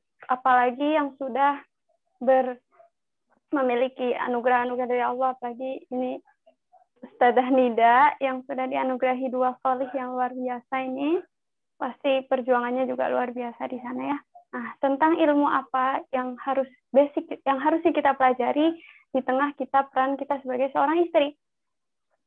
Jadi kalau para ulama mengajari kita tentang ilmu itu ada yang fardu ain, ada yang fardu kifayah. Fardu ain itu artinya setiap individu kita harus mempelajari itu. Kalau fardu kifayah artinya kalau sudah ada sebagian dalam suatu komunitas atau dalam suatu ruang lingkup sudah ada yang bisa, artinya nanti ketika ada yang nggak bisa, ada tempat bertanya, itu kita sudah gugur kewajiban. Itu yang fardu kifayah. Artinya tidak kepada setiap individu, tapi misalnya dalam suatu kampung udah ada yang jadi ustadz misalnya ya udah tidak semua orang harus menjadi ustadz gitu. Itu yang fardu kifayah tapi ya. Gitu. Nah, apa saja yang menjadi fardu ain kita sebagai setiap individu? Yang pertama, dalam hal akidah. Dalam hal akidah, yang menjadi fardu kifayah bagi setiap muslim, yaitu kita semua, adalah yang ilmu yang dengannya kita benar dalam bukan beribadah, dalam keimanan kita kepada Allah. Yaitu apa? Yang mencakup rukun iman. Tentang Allah, tentang sifat-sifat Allah, dan lain-lain lah itu tentang Allah, tentang para rasul, tentang para malaikat, tentang kitab-kitab, dan tentang qada dan qadar. Sudah itu saja. Itu yang asas. Jadi kita harus tahu tentang Allah, tentang malaikat, itu sesuatu yang harus kita pelajari sebagai seorang muslim. Gitu. Seberapa pun usia jadinya, tapi kita tidak wajib tentang perdebatan para ulama tentang Mu'tazilah bagaimana, Syiah bagaimana, tentang ini. Itu tidak wajib bagi setiap individu, tapi itu wajib bagi orang yang mendalami tentang akidah itu. Gitu. Itu akidah. Nah, kalau yang kedua tentang ibadah. Akidah itu tentang relasi kita dengan Allah. Kalau ibadah itu ibadah itu ya ibadah lah, ibadah. Ibadah yang wajib, yang menjadi fardu ain bagi kita, atau ibadah itu fikih ya biasanya, yang menjadi fardu ain bagi kita adalah ilmu yang dengannya ibadah kita menjadi sah. Itu aja. Misalnya berarti tentang toharoh, ya cukup bagaimana tentang toharoh wudu yang benar kita harus tahu, tentang mandi suci yang benar kita harus tahu, lalu tentang sholat kita juga harus tahu, sholat yang sah itu bagaimana, tentang zakat, ya berarti ini masuknya nanti yang rukun Islam ya. Tentang zakat, kita juga harus tahu zakat yang benar itu seperti apa, yang sah itu seperti apa. Setelah itu tentang puasa yang sah itu seperti apa. Jangan sampai kita sudah melaksanakan, tapi kita hanya dapat lapar dan hausnya saja, karena kita tidak menjalankan sesuai apa yang Allah tuntunkan gitu. Sholat, zakat, toharoh, sholat, zakat, puasa, haji. Kalau mau haji juga, terlebih yang mau haji ini kan ibadah yang besar, sudah mengerahkan harta, energi, nyawa lah kalau zaman dulu. Kalau sekarang ya insya Allah lebih selamat, tapi itu juga kita harus tahu ilmunya. Itu yang wajib kita ketahui, yaitu yang mana dengan itu ibadah kita menjadi sah. Kalau yang detail macam Apakah harus tahu perbedaan pendapat madhab Maliki, madhab Hanafi, madhab Hambali gitu misalnya. Itu tidak menjadi kewajiban setiap individu, tapi itu menjadi kewajiban orang yang mendalami di situ. Misal saya sekarang jurusan fikih, saya menjadi kewajiban kalau saya tidak mentakhususi ini, sedangkan saya sudah sama Allah dihadapkan di sini, itu saya yang berdosa gitu ibaratnya. Itu. Yang pertama tentang ibadah ya, yang kedua itu tentang ibadah ilmu yang dengannya ibadah kita menjadi sah. Juga ini tambahan ya, ini tambahan buat orang-orang yang punya profesi tertentu. Misalnya ummahat-ummahat di IPMI sekarang, mungkin kesamaan bergelutnya di bidang ekonomi, berarti menjadi fardu ain untuk mengetahui ekonomi dalam Islam yang sah seperti apa, yang jauh dari riba itu seperti apa. Kalau seorang dokter berarti dia juga harus tahu tentang fikih kedokteran. Kalau seorang insinyur juga harus tahu bagaimana kalau dalam Islam membangun rumah tidak boleh menghalangi tetangga, gitulah diatur-aturannya ada gitu. Artinya kalau dalam fikih kita wajib tahu yang untuk ibadah kita dan apa yang kita khusus itu spesialis kita dalam bidang profesi lah. Kalau setelah itu yang ketiga yaitu dalam tazkiyatun nafs atau tasawuf atau akhlak. Maka yang menjadi wajib ain bagi setiap individu adalah ilmu akhlak yang dengannya kita bisa bermuamalah dengan baik dengan orang-orang di sekitar kita. Dengan masyarakat, dengan anak, dengan suami, dan semuanya itu termasuk dengan Allah, dan itu akhlak. Misalnya akhlak yang itu sebenarnya penghias, bukan asas, tapi dengannya kita bisa bermuamalah dengan baik. Itu karena kita dalam Islam itu memang komponennya 3. Akidah, ibadah, muamalah. Akidah itu urusan kita sama Allah, ibadah itu urusan kita ibadah, atau fikih biasanya. Akhlak itu, muamalah itu maksudnya akhlak atau tazkiyatun nafs atau tasawuf itu. Komponen 3 ini. Kita wajib yang basic-basic untuk kita aja. Kalau nanti kita dihadapkan dengan yang tinggi-tinggi, kita nggak tahu, kita boleh bertanya kepada yang ahli. Gitu. Tapi, nah tadi itu yang fardu ain. Yang fardu kifayah, kalau dalam suatu tempat tidak ada yang tahu, itu yang saat ini menjadi PR kita bersama.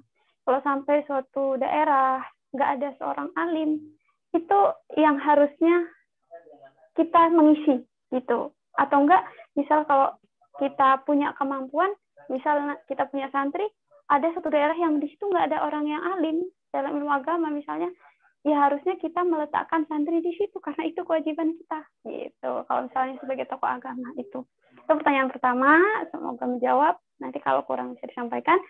Pertanyaan kedua, tentang bagaimana kalau kita sebagai istri ya, khususnya kita belum seperti Sayyidah Khadijah, kita memang tidak akan bisa gitu ya. Ya jauh sekali ya gitu, sedih gitu. Kita nggak tahu, nggak terhitung mungkin ya berapa kali kita membuat suami kita marah, walaupun nggak marah mungkin membuat suami kita sedih atau nggak ridho atau kita capek. Tapi yang harus kita ingat adalah kalau ini kan urusan sama manusia tadi yang ditanyakan, kalau kita udah misalnya pernah berbuat salah, yang pertama kalau hablum minan nas pasti kita harus meminta maaf kepada orang yang bersangkutan, gitu ya, meminta maaf dan benar-benar meminta ridhonya, gitu. Itu kewajiban kita, gitu. Lalu yang kedua, urusan kita sama Allah yaitu kita meminta ampun kepada Allah, karena sebenarnya gini yang membuat kita optimis adalah seberapapun dosa kita mau berbuat dosa segunung laut dan lain-lain sebagainya, tapi coba kita pikir dosa kita dibanding dengan ampunan Allah luasan mana? Ampunan Allah itu nggak terbatas. Dosa seluruh alam raya dan lain-lain itu kalau di total juga tidak akan melebihi ampunan Allah dan kasih sayang Allah kepada kita. Artinya kita punya salah yang kita sengaja ataupun kadang berturut-turut karena kelalaian kita, tapi itu rojak kita kepada Allah bahwa ampunan Allah lebih luas dari kesalahan kita. Ampunan Allah lebih luas dari kelalaian kita. Ampunan Allah lebih luas dari kekurangan kita. Dan kita minta kepada Allah agar kita dibimbing untuk terus lebih baik Karena kita nggak bisa melakukan apapun kecuali dengan seizin Allah. Kita ikhtiar secara dohir, tapi sebelum itu kita minta sama Allah biar kita dituntun. Kalau Allah sudah menuntun, misal kita melangkah sedikit, Allah akan datangkan kebaikan-kebaikan itu di hadapan kita. Misal kita mau pengen apa gitu, kita baru melangkah, kalau Allah sudah memberikan, tiba-tiba udah ada di depan kita. Tapi ya kita tetap harus ikhtiar itu. Jadi memang kalau kita sebagai perempuan-perempuan masa sekarang tidak mudah pasti memang. Ya saya sendiri juga masih terus berusaha, tapi kita terus berusaha sampai akhir hayat. Nah, tapi karena di situlah letak surga kita. Gitu. Spesialnya itu. Jadi kalau nanti di surga ibarat hotel ya, ibarat hotel nanti kan ada kamar. Kalau di hotel kan ada kamar-kamar kan, ada VIP, VVIP, ada yang biasa gitu ya. Nah, nanti kita ketika masuk surga, kita akan dipanggil oleh pintu apa yang kita amalkan. Misalnya ahli sedekah, dia akan dipanggil masuk melalui pintu sedekah. Ahli tahajud, dia akan masuk melalui pintu tahajud. Gitu. Atau sekarang yang di IPMI ibu-ibu yang melalui perdagangan atau dengan hartanya nanti menyedekahkan, nanti bisa jadi dipanggil oleh pintu surga sedekah. Gitu. Nah, tapi ada spesialnya seorang perempuan atau khususnya sebagai seorang istri. Kita bisa masuk melalui beberapa jenis pintu sesuai amalan kita. Tapi bagi seorang istri, nanti ketika di surga, dia bebas memilih semua pintu manapun dia mau masuk surga. Pintu-pintu surga semua terbuka untuk dia. Dimanapun dia mau masuk, dia boleh. Dengan syaratnya hanya tiga. Yang pertama, dia menjalankan sholat fardu, kata Rasulullah SAW, laksanakan sholat fardu, tidak disuruh tahajud atau duha atau apa, enggak. Yang kedua, dia melaksanakan puasa Ramadan, karena lagi kita mau Ramadan, tidak disuruh puasa Senin Kamis, maksudnya untuk syarat surga yang ini, tidak. Yang ketiga, dia taat kepada suami dan menjaga kehormatan, maksudnya menjaga kesetiaan kepada suami ketika suaminya pergi. Itu yang ketiga. Jadi sholat wajib, puasa wajib, dan taat kepada suami. Udah itu aja gitu berarti ya. Tapi ya itu aja, tapi ya pelaksanaannya ya taatnya itu memang. Makanya ada ulama yang mengatakan gini, kalau setan itu kita di luar rumah digoda oleh 10 setan, di rumah kita digoda oleh 1000 setan. Kenapa? Karena memang setan itu salah satu tugas besar setan, misi besar setan adalah memisahkan orang yang berkeluarga. Gitu. Disebutkan kan katanya kalau setan, aku udah berhasil ganggu orang sholat. Misal setan habis selesai misi itu datang kepada rajanya, aku udah selesai nih menggoda orang sholat gitu. Oh iya, udah sana kerja lagi katanya. Aku udah selesai nih menggoda orang puasa. Oh ya, sana kerja lagi gitu. Tapi kalau ada setan yang datang, aku udah berhasil memisahkan sebuah keluarga, kata raja setan, ya udah kamu duduk, tugasmu selesai. Gitu. Saking besarnya misi setan untuk menggoda sebuah keluarga. Maka godaan kita di dalam rumah itu besar. Kadang misalnya suami minta tolong bikin apa, bikin teh misal. Bikin teh itu sebenarnya ringan kalau nggak disuruh ya. Tapi kenapa pas disuruh terasa berat gitu loh. Kenapa gitu? Ya karena godaan itu ada. Tapi ya sebanding dengan janji Allah bahwa surga terbuka untuk seorang istri. Seorang istri berhak masuk surga dari pintu manapun karena sebab ketaatan kepada suaminya. Bukan disuruh jihad, bukan disuruh mencari nafkah kemana-mana, tidak. Di dalam rumah ada surganya. Bahkan pintu surga yang banyak terbuka untuknya. Gitu. Semoga menjawab Ustazah Nida. Bagaimana Ustazah Nida? Dulu saya bukan ustazah ya, saya tidak menuntut ilmu syar'i seperti Ustazah Ita. Itu hanya panggilan. Jazakillah khair, sangat menjawab Ustazah. Untuk sahabat-sahabat soleha, masih ada pertanyaan satu lagi ya? Satu lagi pertanyaan. Silakan. Adakah yang mau bertanya? Assalamualaikum Ustazah. Waalaikumsalam warahmatullahi Afwan, wabarakatuh. nggak menyalakan video. Ya, saya mau bertanya mengenai ini tadi ya, masalah apa namanya, amalan-amalan seorang istri. Nah, apabila sang suami setelah wafat, ini seperti pengalaman saya, suami saya wafat tahun lalu, Apakah ada amalan-amalan atau hadis-hadis yang sahih mengenai doa-doa yang bisa dipanjatkan? Kalau doa anak-anak kan itu memang sudah ada ya hadis yang mengatakan bahwa doa anak itu bisa meringankan seorang ayah atau kedua orang tuanya di akhirat. Kalau kedudukan doa seorang istri itu seperti apa, Ustazah? Apakah ada hadis yang menerangkan khusus untuk doa tertentu dan amalan-amalan apa ya yang bisa meringankan nanti pasangan kita ya, mau suami ataupun istri untuk di akhirat gitu. Gitu Ustazah. Syukron sebelumnya. Iya Ibu, terima kasih. Sebelumnya terus berduka cita Ibu, semoga sang suami ditempatkan Allah di tempat terbaik di sisinya, semoga mulia di sisinya. Apalagi beliau sangat beruntung masih mempunyai seorang bidadari yang sampai sekarang masih tidak hanya berkhidmah untuk dunia beliau ketika beliau masih hidup, tapi ternyata masih berkhidmah untuk akhirat beliau, masih memikirkan urusan akhirat beliau. Insya Allah itu sudah menjadi aset berharga untuk beliau dan untuk Ibu sendiri. Niat baik Ibu masih sampai saat ini ingin kebahagiaan, ingin kemuliaan, dan kedudukan yang baik untuk suami, ini menjadi catatan tersendiri di hadapan Allah, insya Allah, bahwa ini merupakan salah satu ciri wanita salihah. Dalam hadis disebutkan, jika seorang istri ditinggal oleh suaminya, dan kelak suaminya oleh Allah diizinkan masuk surga, maka kelak antara suami istri ini akan dipersatukan oleh Allah, dan mereka akan menjadi pasangan di surganya. Gitu. Itu janji Allah sebelum Ibu melakukan apapun pun sudah dijanjikan seperti itu. Terlebih Ibu ingin melakukan yang lebih lagi untuk kebaikan suami. Ada sebuah hadis yang mengisahkan juga bahwa dulu pada masa Rasulullah ada seorang sahabat yang bertanya karena ayahnya atau kerabatnya gitu. Ayah atau ibu lupa, atau bukan ayah itu kerabat lupa. Saya lupa tepatnya. Sudah wafat. Wahai Rasulullah, katanya saya ingin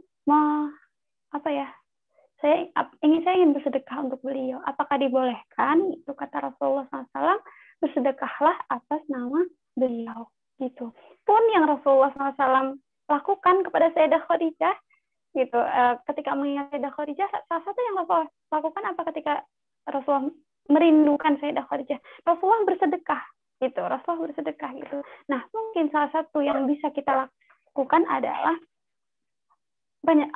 Kalau khusus untuk beliau adalah Ibu bisa melakukan apapun kebaikan dan diniatkan untuk beliau, insya Allah akan menjadi pahala tersebut. Bersedekah atas nama beliau, atau misalnya ada peninggalan apalah benda milik beliau yang bisa dimanfaatkan oleh orang lebih banyak, yang nanti ketika di jalan Allah gitu ya, ketika benda itu digunakan untuk kebaikan akan mengalir jariah untuk beliau, atau masih ada sisa harta setelah itu Ibu wakafkan. Apalagi kalau wakaf itu kan nanti mengalir, wakafkan ke masjid, wakafkan ke pesantren, ke tempat anak-anak yatim, ke rumah sakit atau apapun, nanti akan terus mengalir jariah untuk beliau.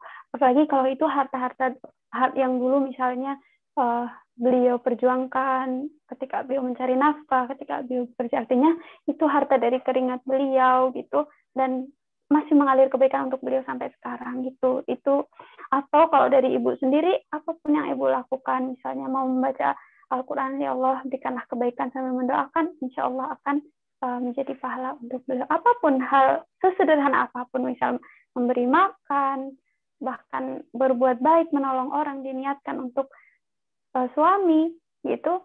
Tapi spesialnya apa ketika Ibu mempersembahkan untuk suami? Sebelum pahala itu sampai kepada suami, Allah sudah mengabulkan untuk Ibu yang lebih, bahkan yang lebih. Jadi kalau kita mendoakan, kalau kita berbuat baik, kita niatkan untuk orang, sebelum kebaikan itu sampai ke orang itu akan sampai ke kita. Jadi ketika ibu berniat baik itu Masya Allah luar biasa, itu akan sampai kepada beliau, dan lebih hebatnya lagi itu akan sampai juga ke ibu. Artinya malah jadi 2 kali lipat, ibu dan beliau sama-sama mendapat kebaikan. Semoga juga mulia di dunia, beliau almarhum juga mulia di sisi Allah. Gitu Ibu.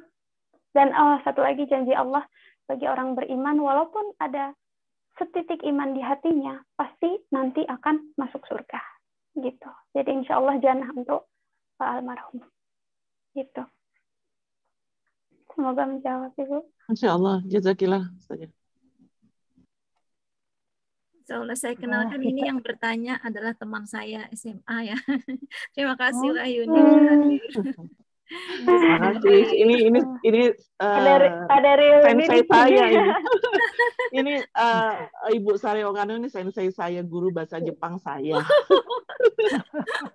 Kami les bahasa Jepang dengan Ibu Sari sekarang, walaupun masih berhenti sekarang untuk beberapa bulan ya.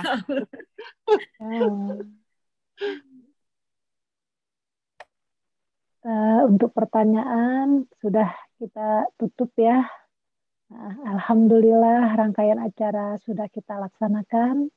Terima kasih kepada Ustazah Ita yang telah mentransfer ilmunya kepada kita. Juga sahabat-sahabat soleha yang telah hadir, kami ucapkan terima kasih. Saya juga tidak lupa terima kasih kepada ibundanya Ustazah Ita, Mbak Umi yang dari Kebumen juga hadir pada saat ini. Jazakillah khairan Sama nenek juga ternyata ternyata ada nenek ya. Terima kasih ya buat nenek juga, terima kasih atas kehadirannya dalam agenda kajian di PEMI ini ya, gitu nih. Terakhir pembacaan doa yang dipimpin oleh Ustazah Ita, kami persilakan.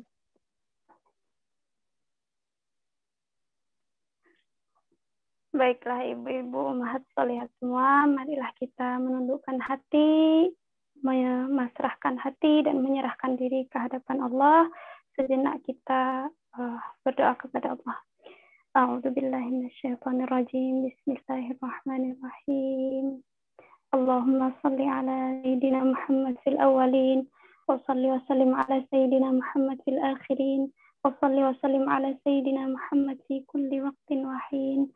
صلاة تنجينا بها من جميع الأهوال والآفات وتقضي لنا بها جميع الحاجات وتطهرنا بها من جميع السيئات وترفعنا بها أعلى الدرجات وتبلغنا بها أقصى الغايات من جميع الخيرات في الحياة وبعد الممات. اللهم إنا نسألك سلامة في الدين والدنيا والآخرة وعافية في الجسد وصحة في البدن وزيادة في العلم وبركة في الرزق وتوبة قبل الموت ورحمة عند الموت ومغفرة بعد الموت.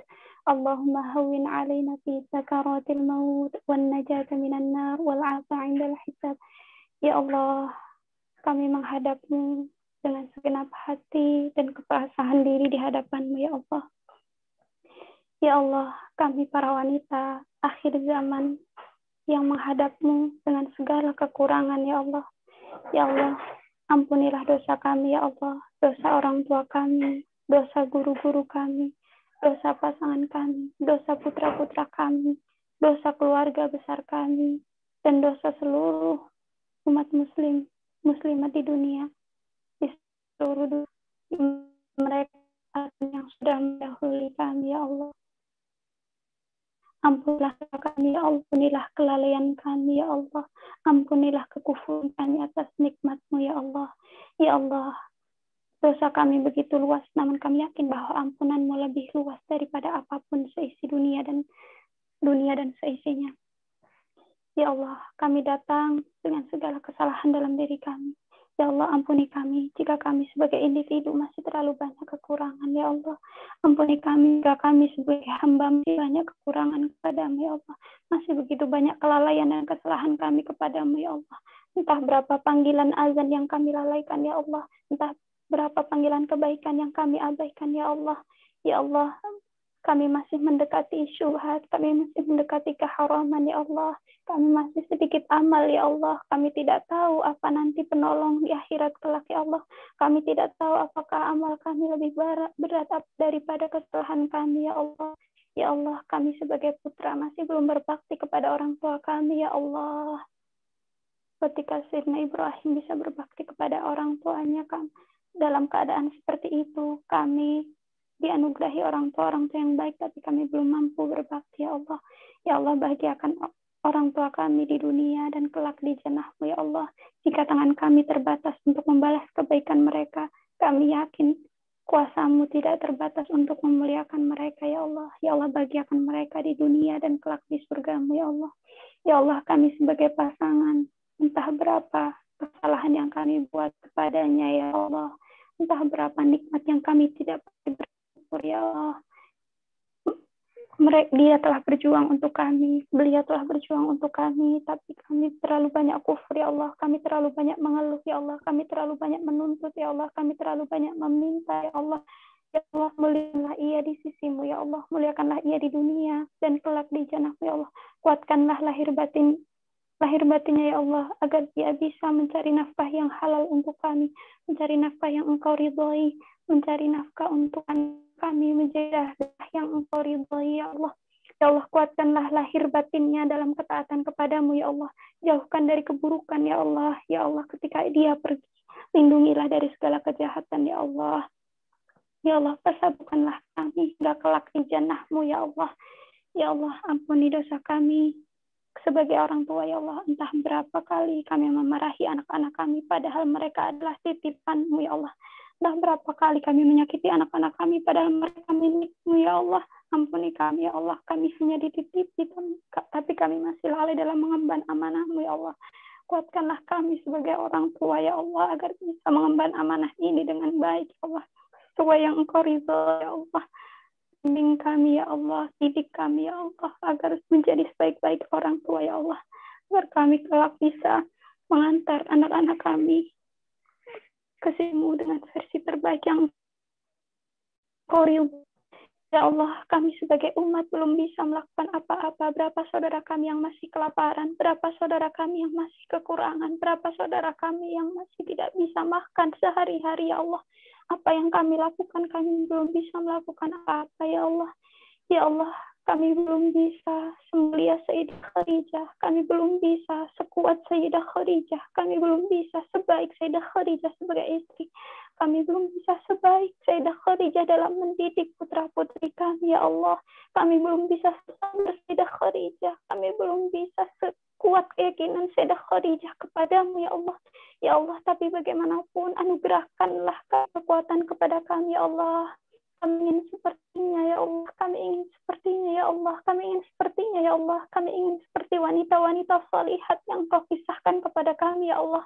Tidak hanya di dunia, kami pun ingin kelak di jannah berkumpul bersama mereka, ya Allah. Meskipun derajat mereka sangat jauh dengan kami.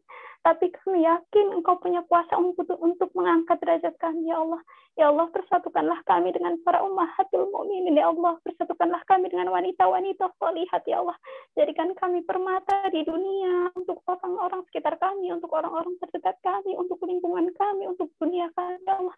Jadikanlah bidadari di surga, ya Allah, yang menjadi penolong untuk orang-orang di sekitar kami, ya Allah. Jadikanlah kami syafaat, ya Allah. Bukan menjadi pemberat untuk ayah kami, bukan menjadi pemberat untuk suami kami, bukan menjadi pemberat untuk saudara laki-laki kami, bukan menjadi pemberat untuk anak-anak laki-laki kami, ya Allah. Ya Allah, jadikan kami syafaat, bukan pemberat, ya Allah. Ya Allah, kuatkan lahir batin kami sebagai seorang perempuan, ya Allah. Kuatkan lahir batin kami sebagai seorang perempuan, ya Allah. Ya Allah, luaskanlah manfaat yang bisa kami lakukan, ya Allah. Luaskanlah kebaikan yang bisa kami perbuat, ya Allah. Ridhoi usia kami, ya Allah. Berkahi usia kami, ya Allah. Sehingga kelak ketika kami menghadapmu dalam keadaan la ilaha illallah wa anna muhammadar rasulullah.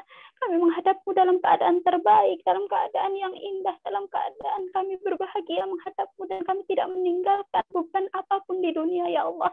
Ya Allah, kembalikanlah kami kepadamu dalam keadaan terbaik. Ya Allah, selamatkanlah kami di dunia dan di akhirat. Rabbana atina fid dunya hasanah wa fil akhirati hasanah wa qina adzabannar. Wa sallallahu ala nabiyyina Muhammad wa ala alihi wa sahbihi wasallam. Alhamdulillahi rabbil alamin. Al-Fatihah. A'udzu billahi minasyaitonir rajim. Bismillahirrahmanirrahim. Alhamdulillahi rabbil alamin. Arrahmanir rahim. Maliki yaumiddin. Iyyaka na'budu wa iyyaka nasta'in. Ihdinas siratal mustaqim. صراط الذين أنعمت عليهم غير المغضوب عليهم ولا الضالين.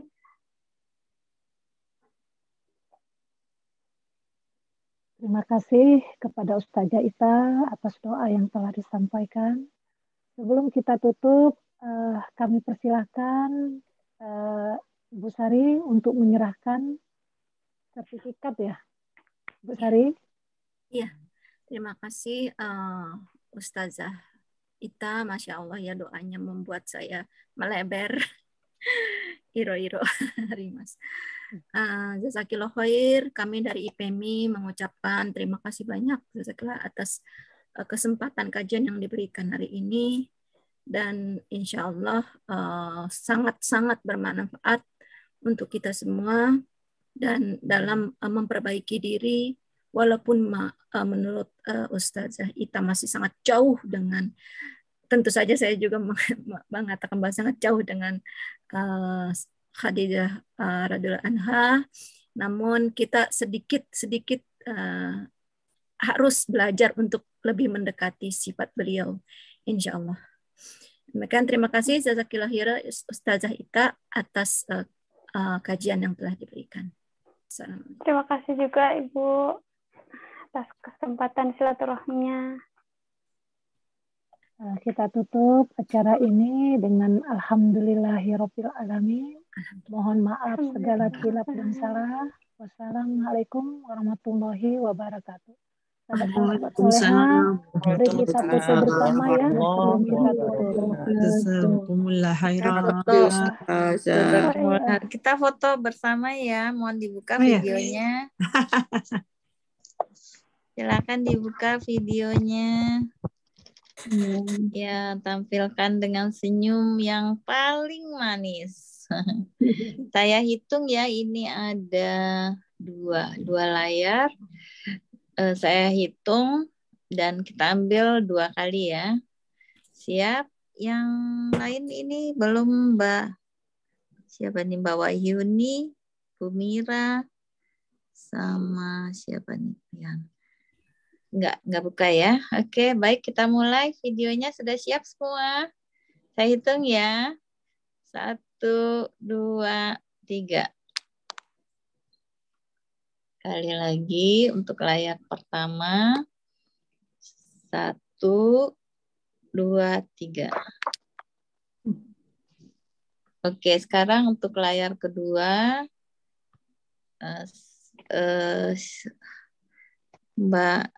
Mbak Yeni, Mbak Ana, nggak buka. Oke, saya hitung ya.